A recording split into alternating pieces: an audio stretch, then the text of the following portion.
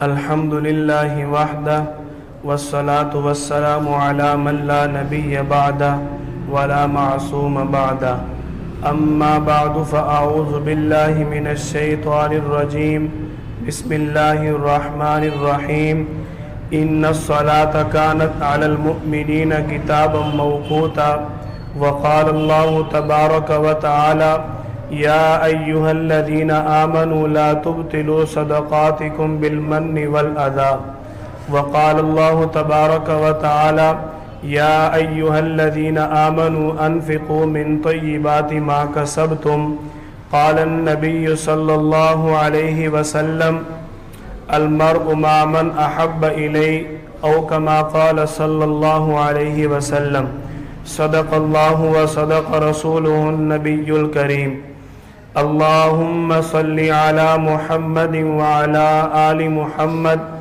كما صليت على إبراهيم وعلى آل إبراهيم إنك حميد مجيد اللهم بارك على محمد وعلى آل محمد كما باركت على إبراهيم وعلى آل إبراهيم إنك حميد مجيد نقش قدم نبی کے ہے جنت کے راستے نقش قدم نبی کے ہے جنت کے راستے اللہ سے ملاتے ہیں سنت کے راستے بحمد اللہ تعالی ہمارا پیارے نبی صلی اللہ علیہ وسلم کی سنتوں کا سنت کورس کے نام سے سلسلہ چل رہا ہے جس میں ہم آپ صلی اللہ علیہ وسلم کی ایمانیات کی سنتیں پڑھ چکے آپ صلی اللہ علیہ وسلم کی عبادات کی چند سنتیں ہم نے کل پڑھی آپ صلی اللہ علیہ وسلم کی آج کی عبادات کی سنتوں میں آج کا ہمارا عنوان نماز کی سنتیں روزے کی سنتیں زکوٰۃ کی سنتیں اور صدقۃ الفطر کی سنتیں آپ صلی اللہ علیہ وسلم کی سنتوں کے اندر اللہ تعالیٰ نے جو راحت رکھی ہے اللہ تعالیٰ نے آپ صلی اللہ علیہ وسلم کی سنتوں کے اندر جو برکت رکھی ہے اس کے ساتھ ساتھ میرے اللہ نے آپ صلی اللہ علیہ وسلم کی سنتوں پر اجر کا بھی وعدہ فرمایا سب سے پہلے آپ صلی اللہ علیہ وسلم کی نماز کی سنتیں اللہ جل جلالہ نے سورۃ النساء کے اندر فرمایا ان الصلاۃ کانت علی المؤمنین کتابا موقوتا کہ بے شک نماز جو ہے وقت مقررہ پر تم پر فرض کی گئی ہر مسلمان کو چاہیے کہ وہ نماز ادا کرنے میں وقت کا خاص خیال رکھے یعنی جو نماز ادا کر رہا ہے اس کے وقت کے اندر اس کو ادا کرنے کی کوشش کرے نبی کریم صلی اللہ علیہ وسلم کو اللہ تعالیٰ نے نماز سکھائی حضرت جبریل علیہ السلام کے ذریعے اللہ تعالیٰ نے آپ صلی اللہ علیہ وسلم کو جب نماز سکھائی پہلی مرتبہ جبریل علیہ السلام آپ صلی اللہ علیہ وسلم کو جب اللہ کے حکم سے نماز سکھانے کے لیے تشریف لائے تو اول وقت میں آپ صلی اللہ علیہ وسلم کو نماز پڑھ کے دکھائی دوسری مرتبہ جب جبریل علیہ السلام آپ صلی اللہ علیہ وسلم کو اللہ کی طرف سے نماز سکھانے کے لیے تشریف لائے تو جبریل علیہ السلام نے نماز کے اخیر وقت میں نماز ادا کر کے دکھائی یعنی جبریل علیہ السلام نے صبح جو صادق کا وقت ہوتا ہے اس سے لے کر جب تہجد کا وقت ختم ہو گیا جو آج کے دن ہمارا 5:13 پر وقت مکمل ہو رہا ہے صبح صادق کے وقت سے لے کر طلوع آفتاب کے وقت تک جبریل علیہ السلام نے آپ صلی اللہ علیہ وسلم کو نماز پڑھنے کا وقت بتلایا یہ میرے اللہ کی طرف سے آپ صلی اللہ علیہ وسلم کو حکمت اور بصیرت کے ساتھ نماز کا وقت بتانا اور سکھانا تھا آپ صلی اللہ علیہ وسلم کی سنت کے مطابق سایہ جب اصلی سایہ کے بعد 2 مثل سایہ پورا ہو جائے تو آپ صلی اللہ علیہ وسلم کی سنت کے مطابق ظہر کی نماز کا وقت ختم ہو جاتا ہے حضرت عائشہ رضی اللہ تعالی عنہ صحیح بخاری کے اندر فرماتی ہیں کہ آپ صلی اللہ علیہ وسلم جب عصر کی نماز ادا فرماتے تو آپ صلی اللہ علیہ وسلم کے اس نماز کے وقت میرے صحن کے اندر سورج کی دھوپ موجود ہوتی سورج کی روشنی میرے ذہن کے اندر موجود ہوتی، اور اسی صحیح بخاری کے اندر لکھا ہوا ہے کہ حضرت عائشہ رضی اللہ تعالی عنہ کے جو گھر کی دیوار تھی وہ چھوٹی تھی، جس کی وجہ سے آپ صلی اللہ علیہ وسلم کے عصر کے وقت کو تاخیر والا وقت شمار کیا جائے گا، یعنی ظہر کے بعد آج کل تقریباً 2-2.5 گھنٹے بن رہے ہیں۔ آپ صلی اللہ علیہ وسلم کی سنت کے مطابق سایہ اصلی کے 2 مثل بعد عصر کی نماز کا وقت شروع ہو جاتا ہے۔ آپ صلی اللہ علیہ وسلم کی سنت کے مطابق عصر کی نماز کا وقت غروب آفتاب پر ختم ہو جاتا ہے۔ آپ صلی اللہ علیہ وسلم کی سنت کے مطابق مغرب کی نماز غروب آفتاب سے اس کا وقت شروع ہو جاتا ہے۔ آپ صلی اللہ علیہ وسلم کی سنت کے مطابق مغرب کی نماز جب آسمان پر افق ختم ہو جائے، سرخ مائل روشنی بھی ختم ہو جائے، سفید مائل روشنی بھی ختم ہو جائے، تو پھر آپ صلی اللہ علیہ وسلم کی سنت کے مطابق مغرب کی نماز کا وقت مکمل ہو جاتا ہے اور عشاء کی نماز کا وقت شروع ہو جاتا ہے۔ اس چیز کا احساس شہر میں نہیں ہوتا، اس چیز کا احساس شہر میں نہیں ہوتا۔ آپ کھلے میدان میں جا کر دیکھیں، شہر میں آج مغرب کی نماز 6:11 پر تھی، مثال کے طور پہ آپ شہر کے اندر دیکھیں 6:30-40 پر 6:30-40 پر آپ کو شہر کے اندر آسمان پر مکمل اندھیرا نظر آئے گا، اور دیہات کے اندر جب آپ جائیں گے تو آپ کو 7:30 سے پہلے روشنی جو ہے وہ نظر آتی رہے گی۔ کیوں؟ کھلے میدان کے اندر آسمان کا کھلا مشاہدہ ہوتا ہے۔ آپ صلی اللہ علیہ وسلم نے ایک حدیث مبارکہ کا اجر بیان کرتے ہوئے فرمایا کہ اللہ تعالیٰ نے اس کا اجر اتنا رکھا جیسے اندھیرے کے اندر آسمان پر ستارے ہوتے ہیں۔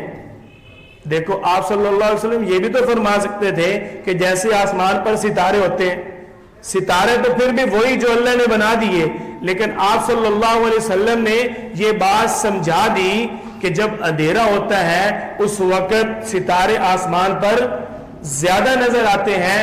نبی کریم صلی اللہ علیہ وسلم کو اللہ تعالیٰ نے جوامع الکلمات بنا کر بھیجا تھا۔ آپ صلی اللہ علیہ وسلم کی سنت کے مطابق آسمان کا افق ختم ہونے کے بعد عشاء کی نماز کا وقت شروع ہو جاتا ہے، اور صبح صادق کے وقت تک عشاء کی نماز کا وقت ہے۔ اکثر لوگ اس معاملے میں پریشان ہوتے ہیں، اور جی رات کے 12 بجے زوال ہو گیا، اب نماز کیسے ادا کریں؟ یاد رکھو، رات کو زوال نہیں ہوتا۔ آپ صلی اللہ علیہ وسلم کی سنت کے مطابق عشاء کی نماز کا صبح صادق تک وقت ہے، اس کے دوران آپ جب چاہیں نماز ادا کر سکتے ہیں۔ آپ صلی اللہ علیہ وسلم کی سنت ہے فجر کی نماز کو تاخیر سے پڑھا جائے۔ آپ صلی اللہ علیہ وسلم کی سنت ہے کہ ظہر کی نماز کو سردیوں میں مؤخر کر کے پڑھا جائے، گرمیوں میں مقدم کر کے پڑھا جائے۔ سردیوں کے اندر ظہر کی نماز کو تاخیر سے پڑھنا اور گرمیوں کے اندر ظہر کی نماز کو جلدی پڑھنا، یہ آپ صلی اللہ علیہ وسلم کی سنت ہے۔ اور آپ صلی اللہ علیہ وسلم نے عصر کی نماز کو جلدی پڑھنے کا حکم فرمایا۔ آپ صلی اللہ علیہ وسلم نے مغرب کی نماز کو جلدی پڑھنے کا حکم فرمایا۔ آپ صلی اللہ علیہ وسلم نے عشاء کی نماز کو تاخیر سے پڑھنے کا حکم فرمایا۔ اب حکمت سمجھ لیں، حکمت یہ ہے فجر کی نماز کو تاخیر سے پڑھنے کی۔ آپ صلی اللہ علیہ وسلم کی حکمت یہ ہے کہ لوگ آسانی سے جماعت میں مل جائیں گے، لوگ آسانی سے جب جماعت کو حاصل کر لیں گے تو لوگوں پر یہ نماز بوجھ نہیں بنے گی، لوگ شوق سے مسجد میں آئیں گے۔ آپ صلی اللہ علیہ وسلم کی سنت کے مطابق فجر کی نماز کو روشنی کر کے پڑھنا۔ آپ صلی اللہ علیہ وسلم نے فرمایا، سنن ترمذی کے اندر، سنن ابی داؤد کے اندر، آپ صلی اللہ علیہ وسلم کی طرف سے فجر کی نماز کو روشن کرنے پڑھنے کا حکم آیا۔ آباء کرام فرماتے ہیں جب ہم فجر کی نماز پڑھ کر لوٹتے ہم واضح ایک دوسرے کو آسانی سے پہچان سکتے تھے۔ آپ صلی اللہ علیہ وسلم کی کثیر روایات سے یہ بات ہمیں ملتی ہے کہ سنت آپ صلی اللہ علیہ وسلم کی فجر کی نماز کو تاخیر کر کے پڑھنا یعنی روشن کر کے پڑھنا، اور ظہر کی نماز آپ صلی اللہ علیہ وسلم کی سنت ہے کہ سردیوں کے اندر اس کو تاخیر کر کے پڑھا جائے اور گرمیوں کے اندر جلدی پڑھا جائے۔ حکمت اس کی یہ ہے کہ ہر نمازی کو راحت اور سکون ملنا چاہیے۔ سردیوں کے اندر ہر شخص کی طلب ہوتی ہے کہ مجھے دھوپ مل جائے، اور گرمیوں کے اندر ہر شخص کی طلب ہوتی ہے کہ مجھے سایہ مل جائے۔ جب ہم گرمیوں کے اندر ظہر کی نماز کو جلدی ادا کریں گے تو وہ سائے میں ہمیں میسر آئے گی۔ اگر ہم سردیوں کے اندر ظہر کی نماز کو تاخیر کر کے پڑھیں گے تو ہمیں دھوپ میسر آئے گی۔ یہ آپ صلی اللہ علیہ وسلم کی سنت ہے۔ عصر کی نماز کو آپ صلی اللہ علیہ وسلم نے جلدی پڑھنے کا کیوں حکم فرمایا؟ کیونکہ آپ صلی اللہ علیہ وسلم نے فرمایا عصر کے درمیان اور مغرب کے درمیان کسی بھی نوافل عبادت کی اجازت نہیں ہے۔ آپ صلی اللہ علیہ وسلم نے فرمایا، نبی کریم صلی اللہ علیہ وسلم کی سنت ہے، صحیح بخاری کے اندر، صحیح مسلم کے اندر، سنن ابی داؤد کے اندر، سنن ابن ماجہ، سنن ترمذی، آپ صلی اللہ علیہ وسلم کی سنت کے مطابق مکمل سیاہ ستہ کے اندر یہ روایت موجود ہے۔ آپ صلی اللہ علیہ وسلم نے فرمایا لا صلاۃ بعد الفجر حتی تطلع الشمس، کہ فجر کے بعد کوئی نماز نہیں ہے یہاں تک کہ سورج طلوع ہو جائے، یعنی فجر کے بعد کسی قسم کے کوئی نوافل نہیں ہے۔ آپ صلی اللہ علیہ وسلم نے اسی روایت میں آگے فرمایا ولا صلاۃ بعد العصر حتی تغرب الشمس، کہ عصر کی نماز کے بعد کسی قسم کی کوئی نفلی عبادت، نفلی نماز نہیں ہے۔ نفلی عبادت سے نماز مراد ہے۔ آپ صلی اللہ علیہ وسلم نے فرمایا ولا بعد العصر حتی تغرب الشمس، عصر کے بعد کوئی نفلی نماز نہیں یہاں تک کہ سورج کیا ہو جائے، غروب ہو جائے۔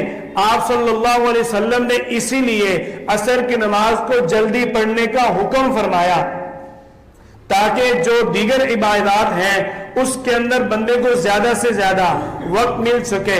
آپ صلی اللہ علیہ وسلم کی سنت کے مطابق مغرب کی نماز کو غروب آفتاب کے فوراً بعد پڑھنا یہ آپ صلی اللہ علیہ وسلم کی سنت ہے۔ اس کے بارے میں بھی صحابہ کرام فرماتے ہیں کہ جب ہم مغرب کی نماز پڑھ کر لوٹتے ہم ایک دوسرے کو اچھی طرح پہچان سکتے تھے، اتنی روشنی کے اندر وہ مغرب کی نماز ادا کر لیتے۔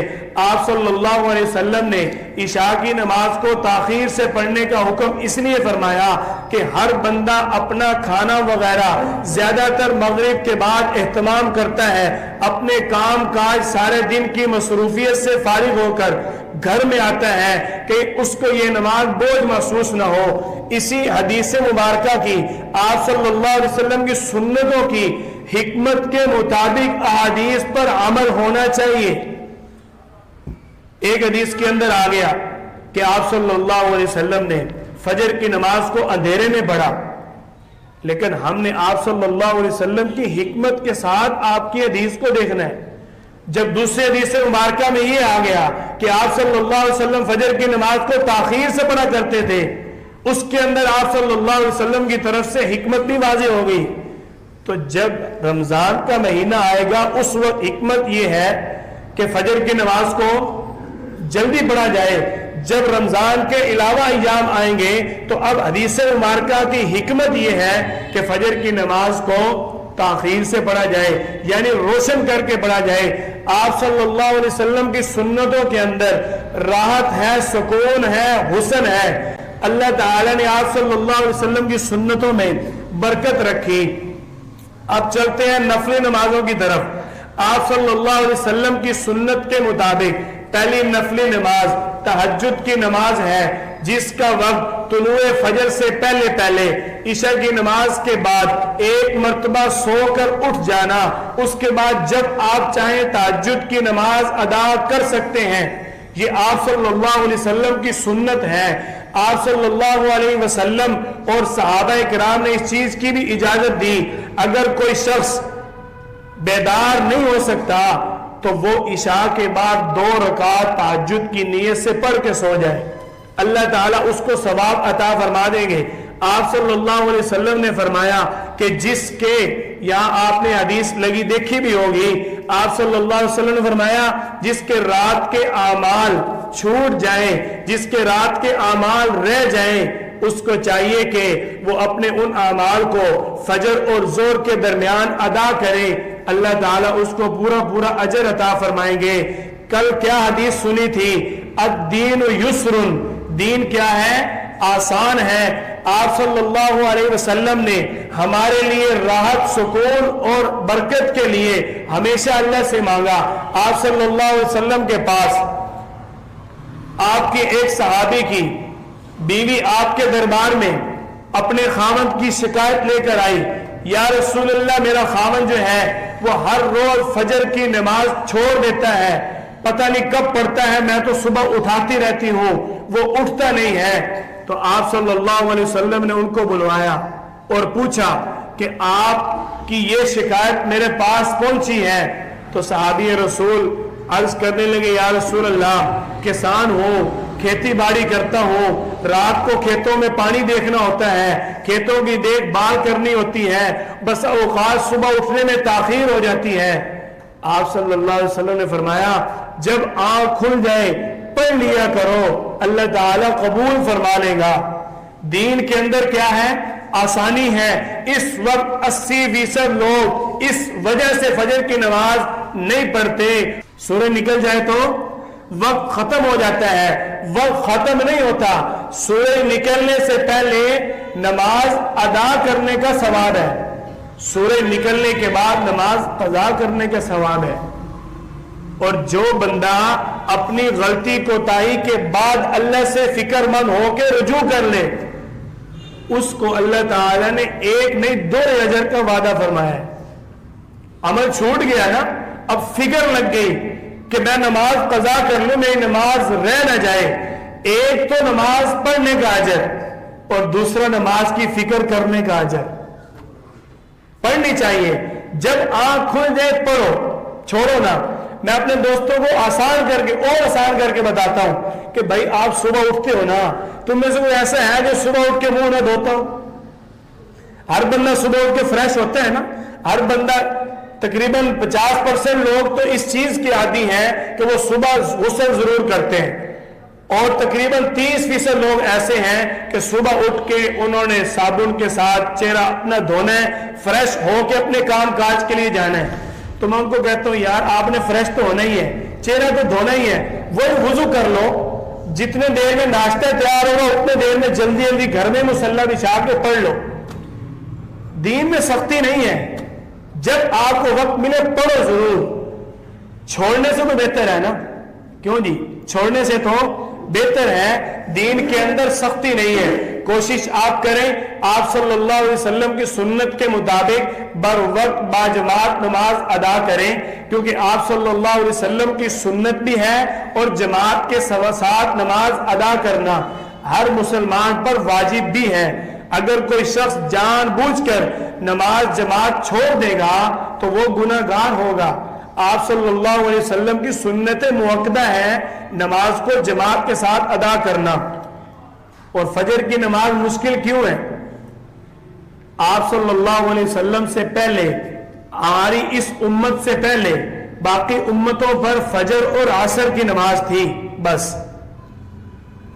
آپ صلی اللہ علیہ وسلم نے فرمایا فجر اور عصر کی نماز منافق کے لیے دشوار ہے، مومن کے لیے آسان ہے۔ یعنی جو اللہ کے ساتھ محبت کرتا ہے وہ اپنے نرم بستر کو چھوڑ دے گا، جس کو اللہ کا ڈر ہوگا وہ اپنے نرم بستر کو چھوڑ دے گا۔ اس لیے آپ جب جس وقت آپ کو وقت ملے آپ نماز ضرور پڑھا کرو۔ اب اگر کسی کی زور کے وقت آنکھ کھلی ہے وہ کیا کرے؟ دیکھو دین کے اندر کتنی آسانی ہے۔ آپ صلی اللہ علیہ وسلم کی احادیث مبارکہ سے فقہاء نے یہ ترتیب نکالی کہ جس کی جس دن کی جو نماز رہ جائے اس کو رات کو بھی اگر وقت مل جائے، مغرب کے بعد وقت مل جائے، جتنی نمازیں چھوٹی ہیں وہ ساری ادا کر کے اس کے بعد عشاء کی نماز پڑھ لے، ثواب مل جائے گا۔ دین کے اندر کتنی آسانی ہے، کوئی مشکل نہیں ہے۔ آپ صلی اللہ علیہ وسلم کی سنت کے مطابق جو نفل نمازیں ہیں ان میں نمبر 1 تہجد کی نماز. یہ نماز آپ صلی اللہ علیہ وسلم پر فرض تھی اور آپ صلی اللہ علیہ وسلم کی امت کے لیے یہ نفل نماز ہے. آپ صلی اللہ علیہ وسلم کی سنت کے مطابق تہجد کی 2 رکعت سے زیادہ رکعت نہیں ہے. تہجد کی 2 رکعت سے زیادہ رکعت نہیں ہے. اگلی بات بھی سن لیں, آپ صلی اللہ علیہ وسلم نے 8 رکعت بھی پڑھی ہے تہجد کی. فرق کیا ہے؟ یعنی آپ صلی اللہ علیہ وسلم نے ایک نیت کے ساتھ, ایک تکبیر تحریمہ کے ساتھ 8 رکعت یا 4 رکعت نہیں پڑھی. 2 کر کے آپ صلی اللہ علیہ وسلم نے 8 رکعت مکمل کی. جو آپ صلی اللہ علیہ وسلم کے بارے میں آج 8 تراویحوں کا کہا جاتا ہے, وہ تراویح کی 8 رکعت نہیں ہے, وہ تہجد کی 8 رکعت ہیں. آپ صلی اللہ علیہ وسلم کے بارے میں صحیح بخاری کے اندر حضرت عائشہ رضی اللہ تعالیٰ عنہ فرماتی ہیں کہ نبی کریم صلی اللہ علیہ وسلم کا معمول تھا کہ رمضان اور غیر رمضان میں صبح بیدار ہونے کے بعد 11 رکعت ادا کیا کرتے تھے. 8 رکعت تہجد اور 3 رکعت وتر. آپ صلی اللہ علیہ وسلم کی پسندیدہ چیز ہے, آپ صلی اللہ علیہ وسلم کا سنت اور پسندیدہ عمل ہے کہ وتر کی نماز کو تہجد کے بعد ادا کیا جائے. دیکھو وتر واجب ہے, تہجد کی نماز کیا ہے؟ نفل ہے. اب بندہ اتنی مشکل سے اٹھا اور اٹھنے کے بعد نفل ادا کر رہا ہے, واجب کی اہمیت زیادہ نہیں ہے؟ کیوں جی, واجب کی اہمیت زیادہ نہیں ہے, نفل کی اہمیت کم ہے. یہاں آ کے نا لوگ پھنس جاتے ہیں اور مولویوں کے پاس آنا پڑتا ہے. اب اتنی مشکل سے بندہ بیدار ہوا ہے اور بیدار ہونے کے بعد پہلے نفل پڑھو جی. یہ اس لیے ہے کہ بندے کی طبیعت کے اندر جو سستی ہوگی, جو غفلت ہوگی, وہ نفل ادا کرتے کرتے ختم ہو جائے گی, اور وتر جو ہے واجب جن کی اہمیت زیادہ ہے وہ بالکل صحیح اور درست طریقے سے ادا ہو جائیں گے. ایک حکمت اور سمجھ لیں, یہ حکمتیں آپ کو بالاستیاب فی البدیہہ بتا رہا ہوں, میں نے کسی کتاب سے نہیں پڑھی. جس نماز سے پہلے بندے کی شدید مصروفیت ہے, اس نماز سے پہلے آپ صلی اللہ علیہ وسلم نے سنتیں پڑھنے کا حکم فرمایا ہے. فجر کی نماز سے پہلے شدید غفلت ہوتی ہے, 2 سنتیں پڑھنے کی اتنی تاکید. صحیح مسلم کے اندر آپ صلی اللہ علیہ وسلم فرماتے ہیں کہ فجر کی سنتوں کو کبھی نہ چھوڑنا حتیٰ کہ تمہیں جہاد کے اندر گھوڑے رون ڈالیں, پھر بھی فجر کی سنتوں کو نہ چھوڑنا. اور آپ صلی اللہ علیہ وسلم زور کی نماز دیکھیں, اگر کوئی بندہ اپنے کاروبار ابھی تو کام شروع کیا تھا پھر نماز آ گئی تو اس کی توجہ اگر بندہ چاہتا ہے اس کی اتنی ہی آپ صلی اللہ علیہ وسلم نے اہمیت بیان فرمائی. اب عصر کے وقت جو سنتیں ہیں وہ سنتیں غیر موقدہ ہیں, زور کی موقدہ ہیں. عصر کی غیر موقدہ کیوں ہیں؟ آپ صلی اللہ علیہ وسلم نے فرمایا نا کہ یہ نماز مومن کے لیے کچھ دشوار ہے. کیوں؟ یہ مومن کی مصروفیت کا وقت ہے. اگر آسانی سے ہو سکے تو عصر کے پہلے کی سنتیں ادا کر لیں, نہ ہو سکے تو چپ کر کے فرض پڑھے اور اپنا کام کرے. دیکھو کتنی دین اسلام کے اندر حکمتیں ہیں. آپ صلی اللہ علیہ وسلم, اب عشاء کی نماز کی 17 رکعت ہے, اگر فجر کی 17 ہوتی, اب بتاؤ کوئی پڑھتا؟ عشاء کی 17 رکعت کیوں ہے؟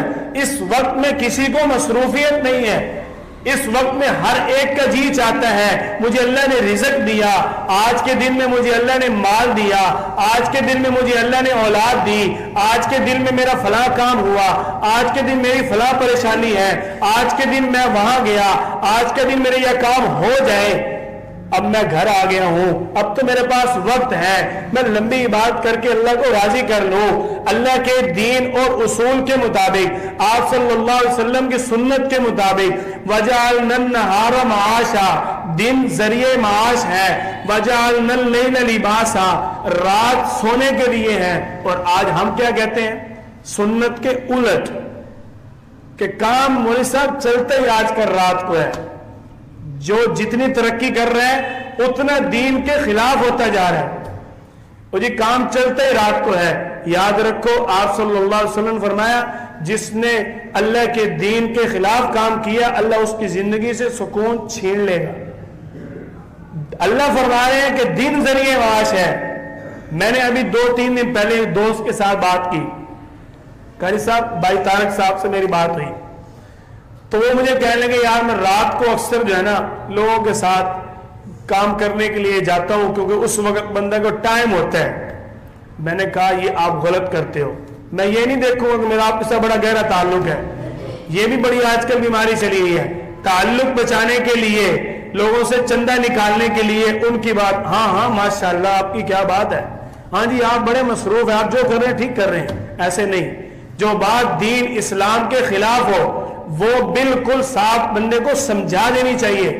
تانا نہیں مارنا چاہیے, تانا نہیں دینا چاہیے. ایک تو یہ تھا کہ میں اس کو کہتا ویسے تو یار تو بڑا مولوی بنا ہوا ہے, بڑا تو شریف آدمی بنا ہوا ہے اور حال تیرا یہ ہے. بات تانے میں نہیں لے کے جانی چاہیے بلکہ اس کو سمجھا دینی چاہیے. اگر آپ کے علم میں ہے, میں نے ان سے گزارش کی کہ بھائی بات یہ ہے اللہ تعالی نے فرمایا کہ دن ذریعے معاش ہے. میں نے دن کو تمہارے روزی کمانے کا ذریعہ بنایا اور رات کو تمہارے سکون کے لیے بنایا, تو آپ رات کو کیوں جاتے ہو؟ وہ کہنے لگا حافظ صاحب آج سمجھ آ گئی ہے. کہنے لگا آج سمجھ آ گئی ہے. میں نے کہا کیا سمجھ آ گئی؟ کہنے لگا میں نے رات کو جب بھی کسی کے ساتھ سودا کیا نا کسی چیز کا وہ ہوا ہی نہیں, اگر ہوا ہے تو اس میں کچھ بچا نہیں. کتنی بڑی بات اس نے خود بتا دی. میں نے کہا یہ دین اور اسلام کی حکمتیں ہیں. آپ صلی اللہ علیہ وسلم کی سنت ہے کہ مغرب کے بعد اپنے بچوں کو گلیوں میں بازاروں میں نہ جانے دو. کیوں؟ ان گلیوں بازاروں میں مغرب کے بعد شیطان گھومتا ہے. دیکھو آپ صلی اللہ علیہ وسلم نے ہر چیز میں, ہر معاملے میں اپنی ہر سنت کو ہمارے سامنے پیش کیا. اگر ہم نہ مانے تو سکون کہاں سے آئے؟ سکون تو تب آئے گا نا اگر ہم آپ صلی اللہ علیہ وسلم کی سنتوں پر عمل کریں گے. بات آگے نکل گئی. نبی کریم صلی اللہ علیہ وسلم کی سنت کے مطابق جو دوسری نفل نماز ہے وہ طلوع آفتاب کے 10 منٹ بعد, یعنی طلوع آفتاب جب پوری طرح سورج طلوع ہو جائے اس وقت اس 2 نفل ادا کرنا اشراق کے آپ صلی اللہ علیہ وسلم کی سنت ہے. نبی کریم صلی اللہ علیہ وسلم نے فرمایا جو شخص اشراق کے نفل ادا کر لیتا ہے اللہ تعالی اس کے سارے دن کے کام اپنے ذمہ لے لیتے ہیں. آپ صلی اللہ علیہ وسلم کی سنت ہے کہ چاش کی نماز ادا کرنا جب سورج کی روشنی خوب واضح ہو جائے, یعنی 8 ساڑھے 8 بجے کے قریب چاش کی نماز ادا کرنا. آپ صلی اللہ علیہ وسلم نے ان نمازوں کو تاکید سے پڑھا اور آپ صلی اللہ علیہ وسلم نے ان نمازوں کو اللہ کے سامنے شکرانے کے طور پر ادا کیا. جب اللہ نے آپ صلی اللہ علیہ وسلم کو سب سے بڑی فتح, جس فتح کو میرے اللہ نے فتح مبین فرمایا, فتح مکہ جو مسلمانوں کی سب سے بڑی فتح تھی, آپ صلی اللہ علیہ وسلم کو جب وہ فتح ملی تو نبی کریم صلی اللہ علیہ وسلم نے سب سے پہلے آ کر 8 رکعت چاشت کی ادا فرمائی, اللہ کا شکر ادا کیا.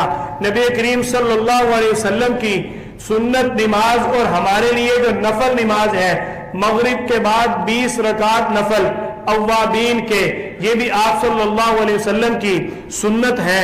اور نماز کی مسنون چیزوں کے بارے میں سجدہ کے اندر, رکوع کے اندر جو تسبیحات ہیں ان کو 3 مرتبہ پڑھنا آپ صلی اللہ علیہ وسلم کی سنت ہے. بعض لوگ آج کل یہ کہہ رہے ہیں کہ جی امام صاحب کو 5 بار پڑھنی چاہیے, کیوں؟ پیچھے والے بھی پڑھ لیں. ہم کیوں پڑھیں 5 بار بھائی جب آپ صلی اللہ علیہ وسلم کی سنت 3 بار ہے. آپ صلی اللہ علیہ وسلم نے جو احادیث کے اندر فرمایا کہ رکوع اور سجدے کی تسبیحات کو 3 بار 5 بار یا 7 بار پڑھا جائے, یہ آپ صلی اللہ علیہ وسلم کا فرمانا نفل نمازوں کے لیے ہے, فرض نمازوں کے لیے نہیں ہے. اس لیے آپ صلی اللہ علیہ وسلم کی ہر حدیث کو حکمت اور اس کی علت کی نظر سے دیکھنا چاہیے۔ آپ صلی اللہ علیہ وسلم نے تو کھڑے ہو کر بھی پیشاب کی ہے، پھر اب ہم کیا کہیں گے کہ سنت ہے؟ نہیں، کیوں؟ آپ صلی اللہ علیہ وسلم کو اس وقت شدید عذر تھا۔ آپ صلی اللہ علیہ وسلم کی سنت کو حکمت اور علت کی نظر سے دیکھنا چاہیے۔ اب رکوع کے اندر، سجدے کے اندر 3 بار تسبیحات پڑھنا کیوں سنت ہے؟ آپ صلی اللہ علیہ وسلم نے فرمایا کہ جو بھی تمہاری اس امت میں لوگوں کا امام بنے، اس امام کو چاہیے کہ وہ لوگوں کا خیال کر کے نماز پڑھائے، یعنی بوڑھوں کا اور بچوں کا خیال کر کے نماز پڑھائے، اتنی لمبی نماز نہ پڑھائے کہ لوگ پریشان ہو جائیں، بوجھ اٹھا نہ سکیں۔ اب امام صاحب 5 بار پڑھیں گے تو جو بیچارہ پیچھے کوئی معذور ہوگا، کسی کو دل کا مسئلہ ہوگا، اس کو تو اٹیک ہو جائے گا نا نماز کے اندر، کیونکہ دل والے مریض کو ڈاکٹر حضرات جھکنے سے منع کرتے ہیں۔ آپ صلی اللہ علیہ وسلم کی سنتوں کے اندر بڑی راحت ہے۔ آپ صلی اللہ علیہ وسلم کی سنت ہے نماز کے قاعدہ کے اخیرہ کے اندر تشہد پڑھنا، اور تشہد کا سنت طریقہ جو آپ حضرات نے سنا ہے، التحیات للہ والصلوات والطیبات، السلام علیکہ ایہا النبی ورحمۃ اللہ وبرکاتہ، السلام علینا وعلی عباد اللہ الصالحین، اشہد ان لا الہ الا اللہ واشہد ان محمدا عبدہ ورسولہ۔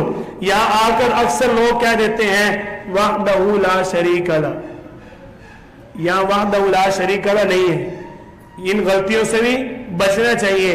آپ صلی اللہ علیہ وسلم کی سنت ہے، کئی مسنون دعائیں آپ صلی اللہ علیہ وسلم نے قاعدہ اخیرہ میں پڑھنے کا حکم فرمایا۔ آپ صلی اللہ علیہ وسلم کی جو پسندیدہ دعا تھی، ایک تو جو ہم پڑھتے ہیں ربی جعلنی، اور دوسری دعا اللہم انی ظلمت نفسی ظلما کثیرا الی آخری، یہ آپ صلی اللہ علیہ وسلم کی بتائی ہوئی مسنون دعا ہے۔ نماز کی سنتوں میں آپ صلی اللہ علیہ وسلم کی یہ سنت ہے کہ تشہد کے اندر انگلی کو اشہد ان لا الہ الا اللہ اس طرح اٹھایا جائے، اور اٹھانے کے بعد اس طرح حلقہ بنا کر رکھ لیا جائے۔ آپ صلی اللہ علیہ وسلم نے فرمایا کہ نماز کے اندر جب تم اپنی انگلی کے ساتھ اللہ کی شہادت کی گواہی دو تو اپنے ہاتھ کو 53 کی شکل بنا لو۔ عربی کے اندر 5 اس طرح لکھا جاتا ہے اور عربی کے اندر 3 اس طرح بنتا ہے، اس لیے آپ صلی اللہ علیہ وسلم نے فرمایا کہ تم 53 کی شکل بنا کر اپنا ہاتھ رکھ لو۔ آج لوگ کہتے ہیں کہ نماز کے اندر انگلی کے ساتھ آپ صلی اللہ علیہ وسلم نے اشارہ کیا۔ دیکھو وہی بات آ گئی نا، آپ صلی اللہ علیہ وسلم کی احادیث کو صرف الفاظ میں بند نہ کریں، بلکہ اس کی علت دیکھیں، اس کی حکمت دیکھیں، اس کا موقع محل دیکھیں۔ آپ صلی اللہ علیہ وسلم نے وہ بیان کیوں کیا؟ آپ صلی اللہ علیہ وسلم نے فرمایا جب تم اشہد ان لا الہ الا اللہ کہو تو اپنی انگلی کے ساتھ اشارہ کرو۔ اب بعض لوگ کیا کرتے ہیں، اشہد ان لا الہ الا اللہ پڑھ لیا اور اس کے بعد اب اشارہ ہی کرتے رہتے ہیں۔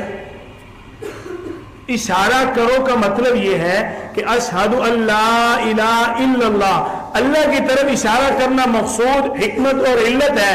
جب وہ حکمت اور علت پوری ہو گئی اب اس کے بعد اشارہ کرنے کی ضرورت نہیں ہے۔ مجھے ایک بندہ کہنے لگا یہ سچی بات اب ہم اس لیے کرتے ہیں کہ یہ ایک ایسا عمل ہے اس سے نماز کے اندر توجہ رہتی ہے، شیطان نماز میں نہیں آتا۔ میں نے کہا میں کل سے نماز میں سوٹا ہلاؤں گا، ڈنڈا ہلاؤں گا نماز میں۔ میں نے کہا آپ شیطان کو ڈرانے کے لیے انگلی ہلاتے ہو، میرے نزدیک تو یہ چھوٹی سی ہے، میں کل سے ڈنڈا ہلاؤں گا شیطان قریب ہی نہ آئے۔ اور میرے منہ کی طرف دیکھنے لگ گیا۔ میں نے کہا بات کرو، آپ نے شیطان کو ڈرانے کے لیے کیا نا۔ میں نے کہا ہماری نماز کیسی ہے، ہمارا ایمان کیسا ہے، جتنا ایمان کا معیار زیادہ ہوگا شیطان اتنا دور ہوگا۔ انگلیوں کے اشارے سے کچھ نہیں ہونے والا، انگلیوں کے اشارے سے کچھ نہیں ہونے والا۔ آپ صلی اللہ علیہ وسلم کے تربیت یافتہ حضرت عمر بن خطاب رضی اللہ تعالیٰ عنہ کو دیکھ کر شیطان راستہ نہیں بدل لیتا تھا، یہ آپ صلی اللہ علیہ وسلم کی تربیت کی تھی۔ جو آپ صلی اللہ علیہ وسلم کے مزاج کو سمجھے، ان سے اللہ نے یوں شیطان کو دور کیا، مزاج کو سمجھو، الفاظ اور اشارے نہ دیکھو۔ آپ صلی اللہ علیہ وسلم سمجھانا کیا چاہتے ہیں یہ دیکھنا چاہیے۔ آپ صلی اللہ علیہ وسلم کی سنت ہے نماز کے بعد ہاتھ اٹھا کر دعا مانگنا۔ نبی کریم صلی اللہ علیہ وسلم کی سنت ہے فرض نماز کے بعد دعا مانگنا۔ صحیح بخاری کے اندر روایت ہے نبی کریم صلی اللہ علیہ وسلم نماز کے بعد دعا مانگا کرتے تھے۔ مجھے ایک بندہ کہنے لگا کہ جی آپ کہتے ہیں نماز کے بعد دعا مانگنا سنت ہے، یہ ثابت بھی ہے کہ نہیں؟ میں نے کہا آپ نماز کے بعد کیا پڑھتے ہیں، آپ کا کیا خیال ہے، ثابت نہیں ہے؟ کہنے لگا نہیں، بس آپ صلی اللہ علیہ وسلم دعا نماز کے بعد اللہم انت السلام ومنک السلام تبارک یا ذا الجلال والاکرام یہ پڑھتے تھے، بس دعا مانگنا ثابت نہیں ہے۔ میں نے کہا یہ اللہم انت السلام یہ دعا نہیں مانگ رہے آپ؟ میں نے کہا یار کچھ تو خدا کا خوف کرو، کیسی باتیں کرتے ہو، اللہم بھی پڑھ رہے ہو، اللہ سے مانگ بھی رہے ہو سلامتی اور کہہ رہے دعا نہیں مانگ رہے۔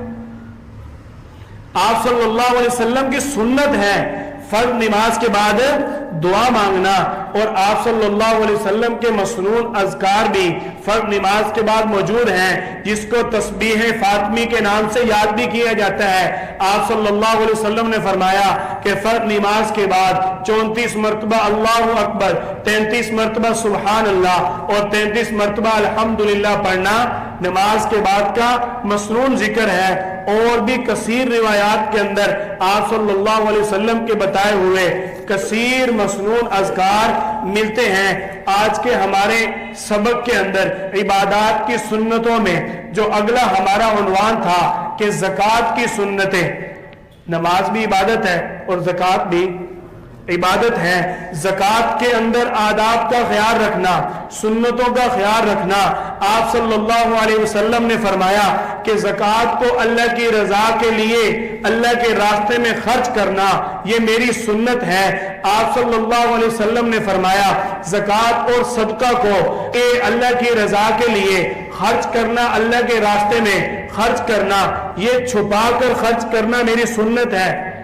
آپ صلی اللہ علیہ وسلم نے فرمایا اگر کوئی مصلحت نہ ہو تو اللہ کے راستے میں چھپا کر خرچ کیا کرو۔ کون سی بات ہے جو میرے پیارے پیغمبر نے واضح نہ کی ہو؟ اگر آپ صلی اللہ علیہ وسلم صرف یہی فرما دیتے کہ زکوٰۃ اور صدقہ چھپا کر خرچ کیا کرو بس، تو بات سمجھ آ رہی ہے نا؟ لیکن بسا اوقات ایسا بھی ہوتا ہے کہیں پر زکوٰۃ دیتے ہوئے دستخط بھی کرنے پڑتے ہیں، ہوتا ہے کہ نہیں؟ کیوں جی؟ گورنمنٹ جو زکوٰۃ وصول کرتی ہے جس کی وصول ہو جائے وہ وہاں دستخط کر کے آتا ہے کہ نہیں؟ تو بولو نا یار، ہوتا ہے نا؟ تو آپ صلی اللہ علیہ وسلم نے کیا فرمایا اگر کوئی مصلحت نہ ہو تو اللہ کے راستے میں صدقہ اور زکوٰۃ چھپا کر دیا کرو۔ اب جو مصلحت آ گئی کہ آپ کو اعتماد دینا ہے، آپ نے بطور دلیل کے اس بات کو محفوظ کرنا ہے، بطور ریکارڈ کے آپ نے اس چیز کو اپنے پاس رکھنا ہے، تو اس مصلحت کو آپ سامنے رکھیں، چھپا کر ادا کرنا فرض واجب نہیں ہے۔ آپ صلی اللہ علیہ وسلم کی سنتوں کے اندر اللہ تعالیٰ نے حسن ہی حسن رکھا۔ زکوٰۃ اور صدقہ کے مسائل معلوم کرنا آپ صلی اللہ علیہ وسلم کی سنت ہے۔ کیوں لوگ اس ڈر سے مسئلہ ہی نہیں پوچھتے؟ کیوں؟ زکوٰۃ دینی پڑ جائے گی، ایسے ہوتا ہے نا؟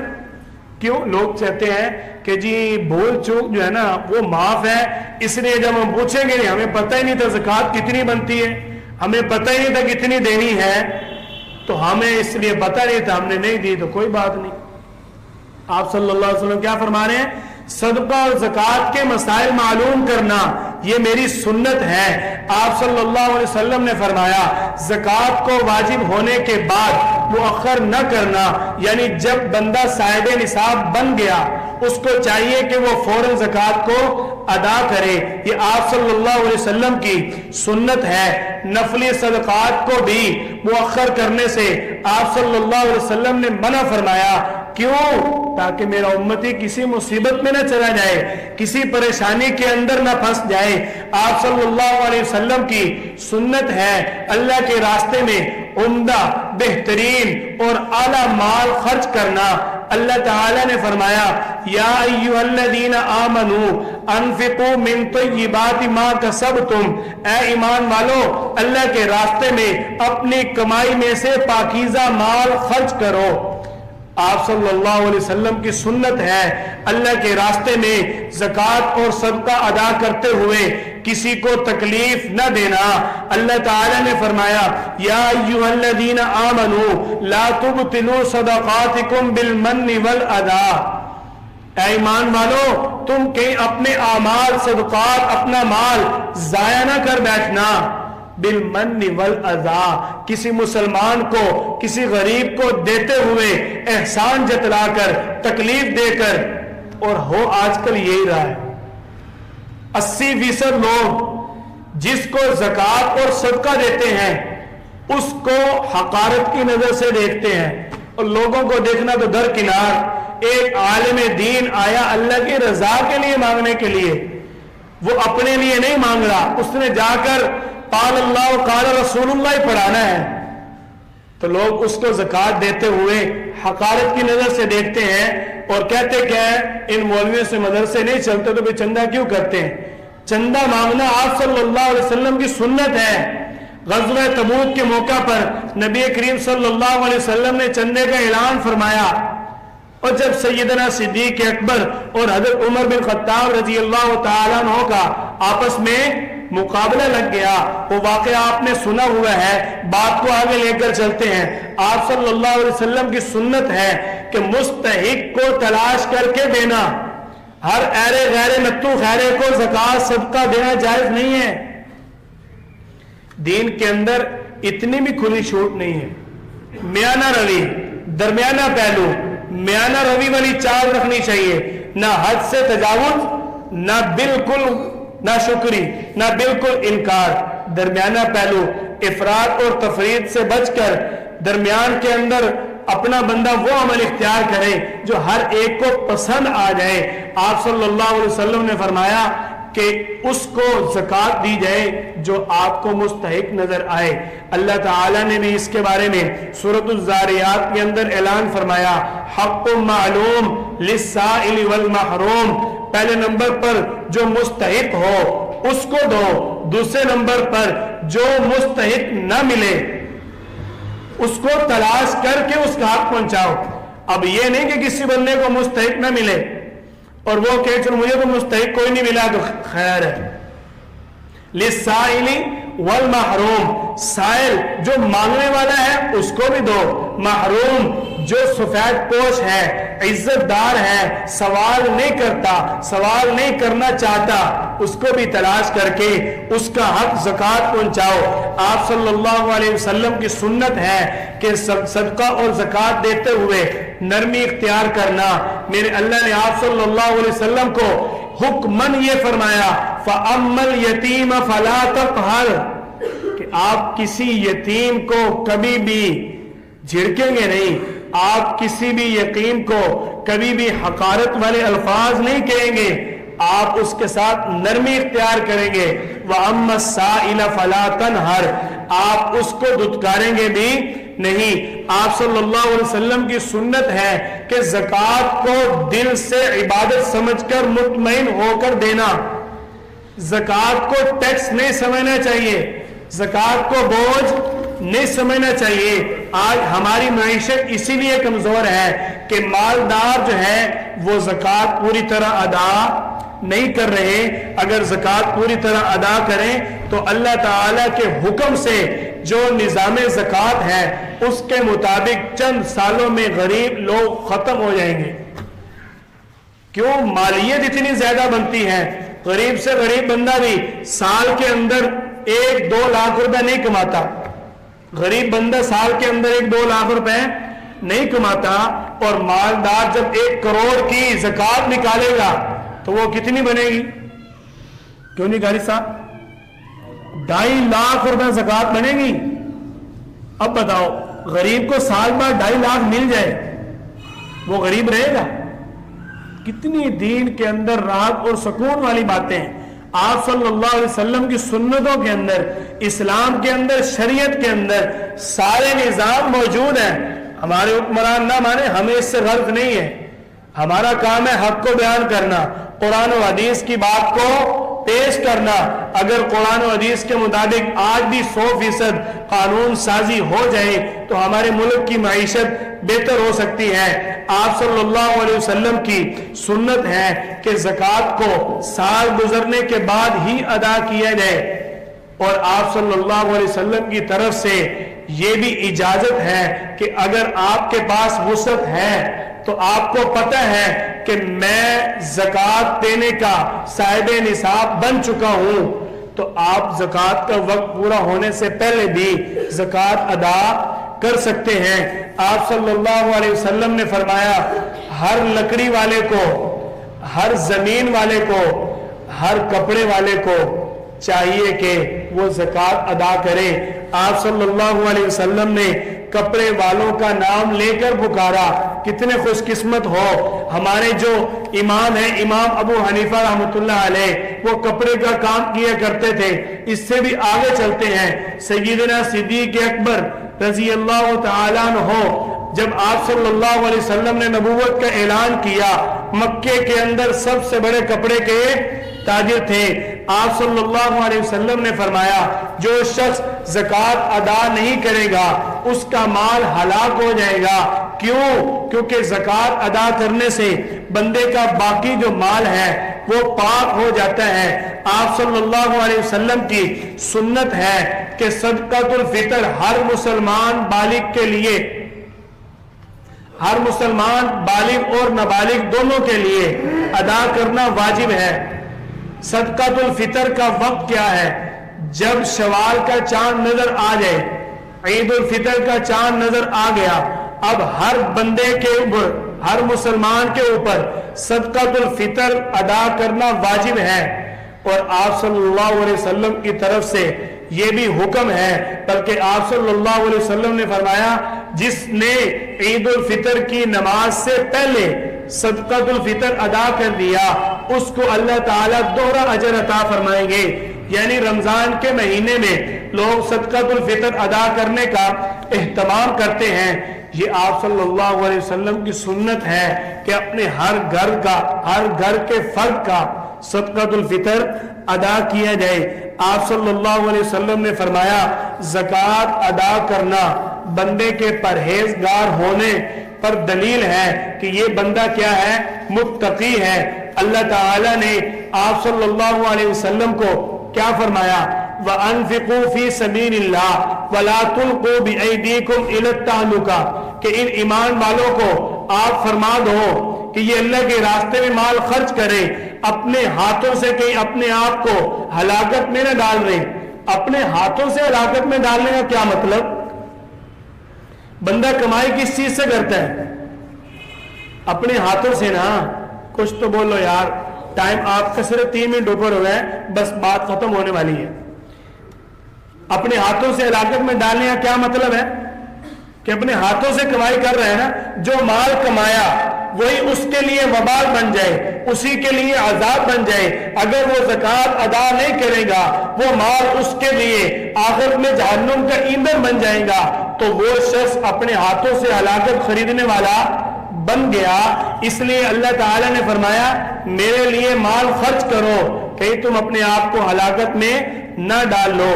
اگلا ہمارا آج کا عنوان روزے کی سنتیں. آپ صلی اللہ علیہ وسلم کی سنت ہے کہ رمضان المبارک کے آنے سے 2 ماہ قبل ہی رمضان المبارک کا انتظار کیا جائے.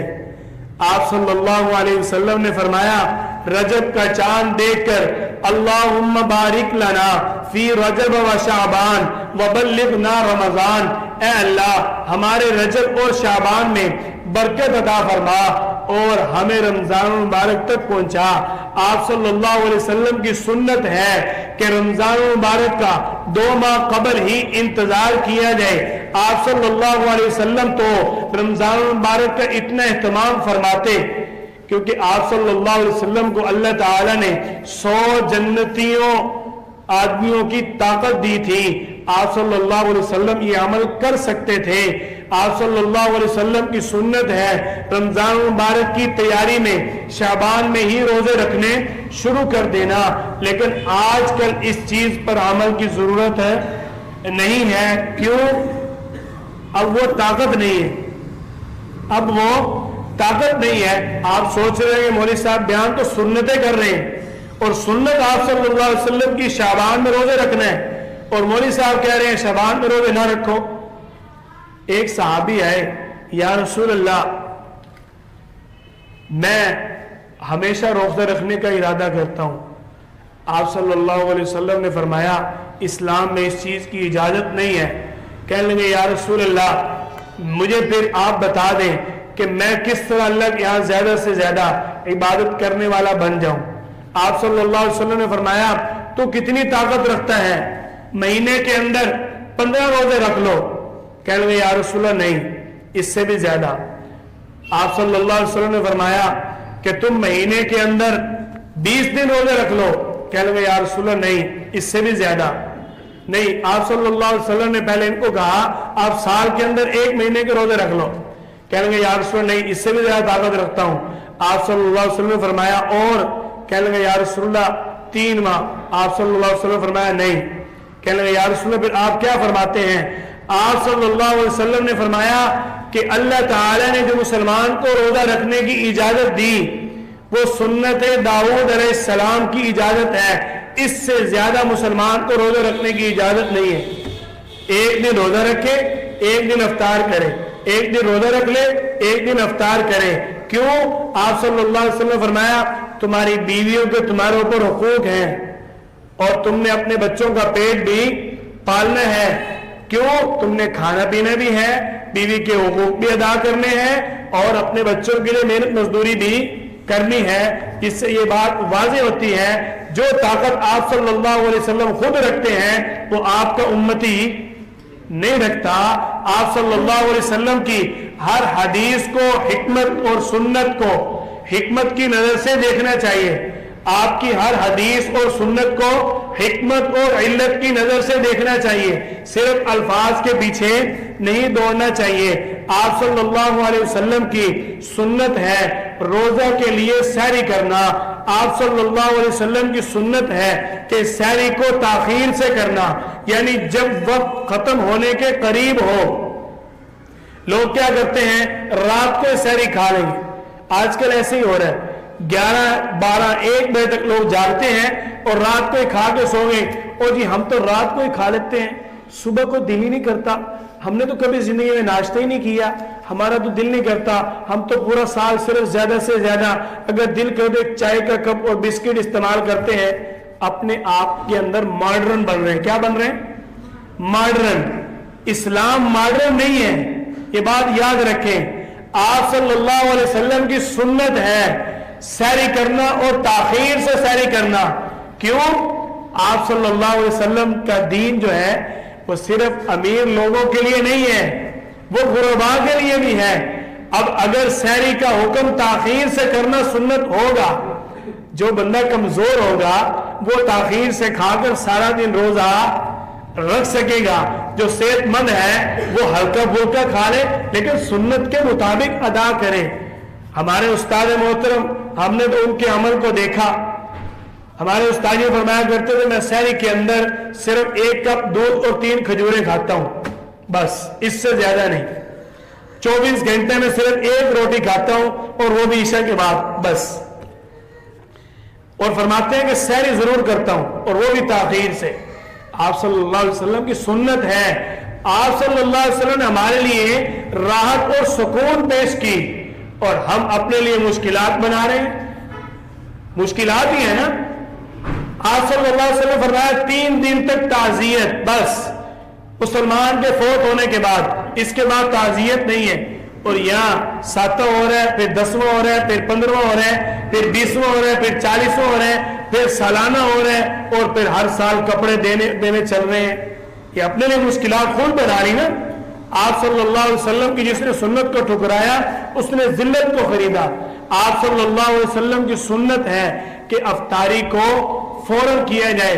اب کئی بندے کہہ دیتے ہیں او جی نماز پڑھ لیں, پہلے نماز کا ٹائم ہے, کہتے ہیں نا.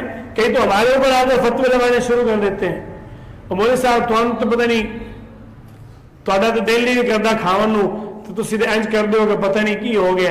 میں نے کہا جی آپ کیا کہنا چاہتے ہیں؟ او جی نماز جب مغرب کا سورج غروب ہو رہے فوراً پڑھنی سنت ہے, تو آپ پھر کیوں 10 منٹ کا ٹائم دے رہے ہو؟ میں نے کہا افطاری جلدی کرنا بھی سنت ہے. آپ صلی اللہ علیہ وسلم کی سنت اور حدیث کو حکمت اور علت کی نظر سے دیکھنا چاہیے, صرف الفاظ کے پیچھے نہیں بھاگنا چاہیے.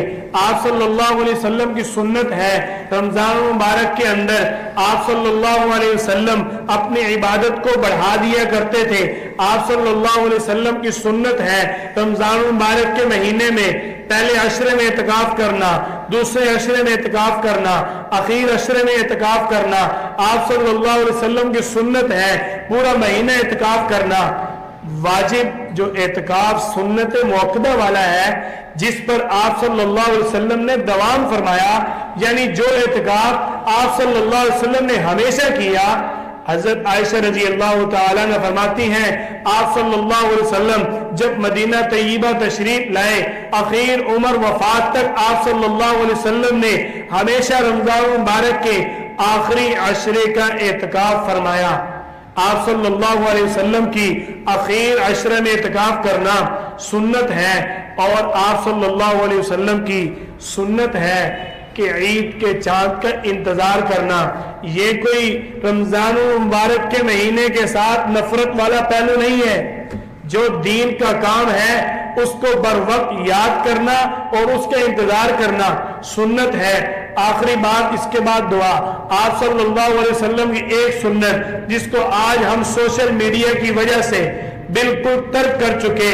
آپ صلی اللہ علیہ وسلم نے فرمایا کہ آسمان پر چاند دیکھنا میری سنت ہے, اور جب سے یہ سوشل میڈیا آیا ہم نے آسمان پر چاند دیکھنے کی سنت کو ترک کر دیا.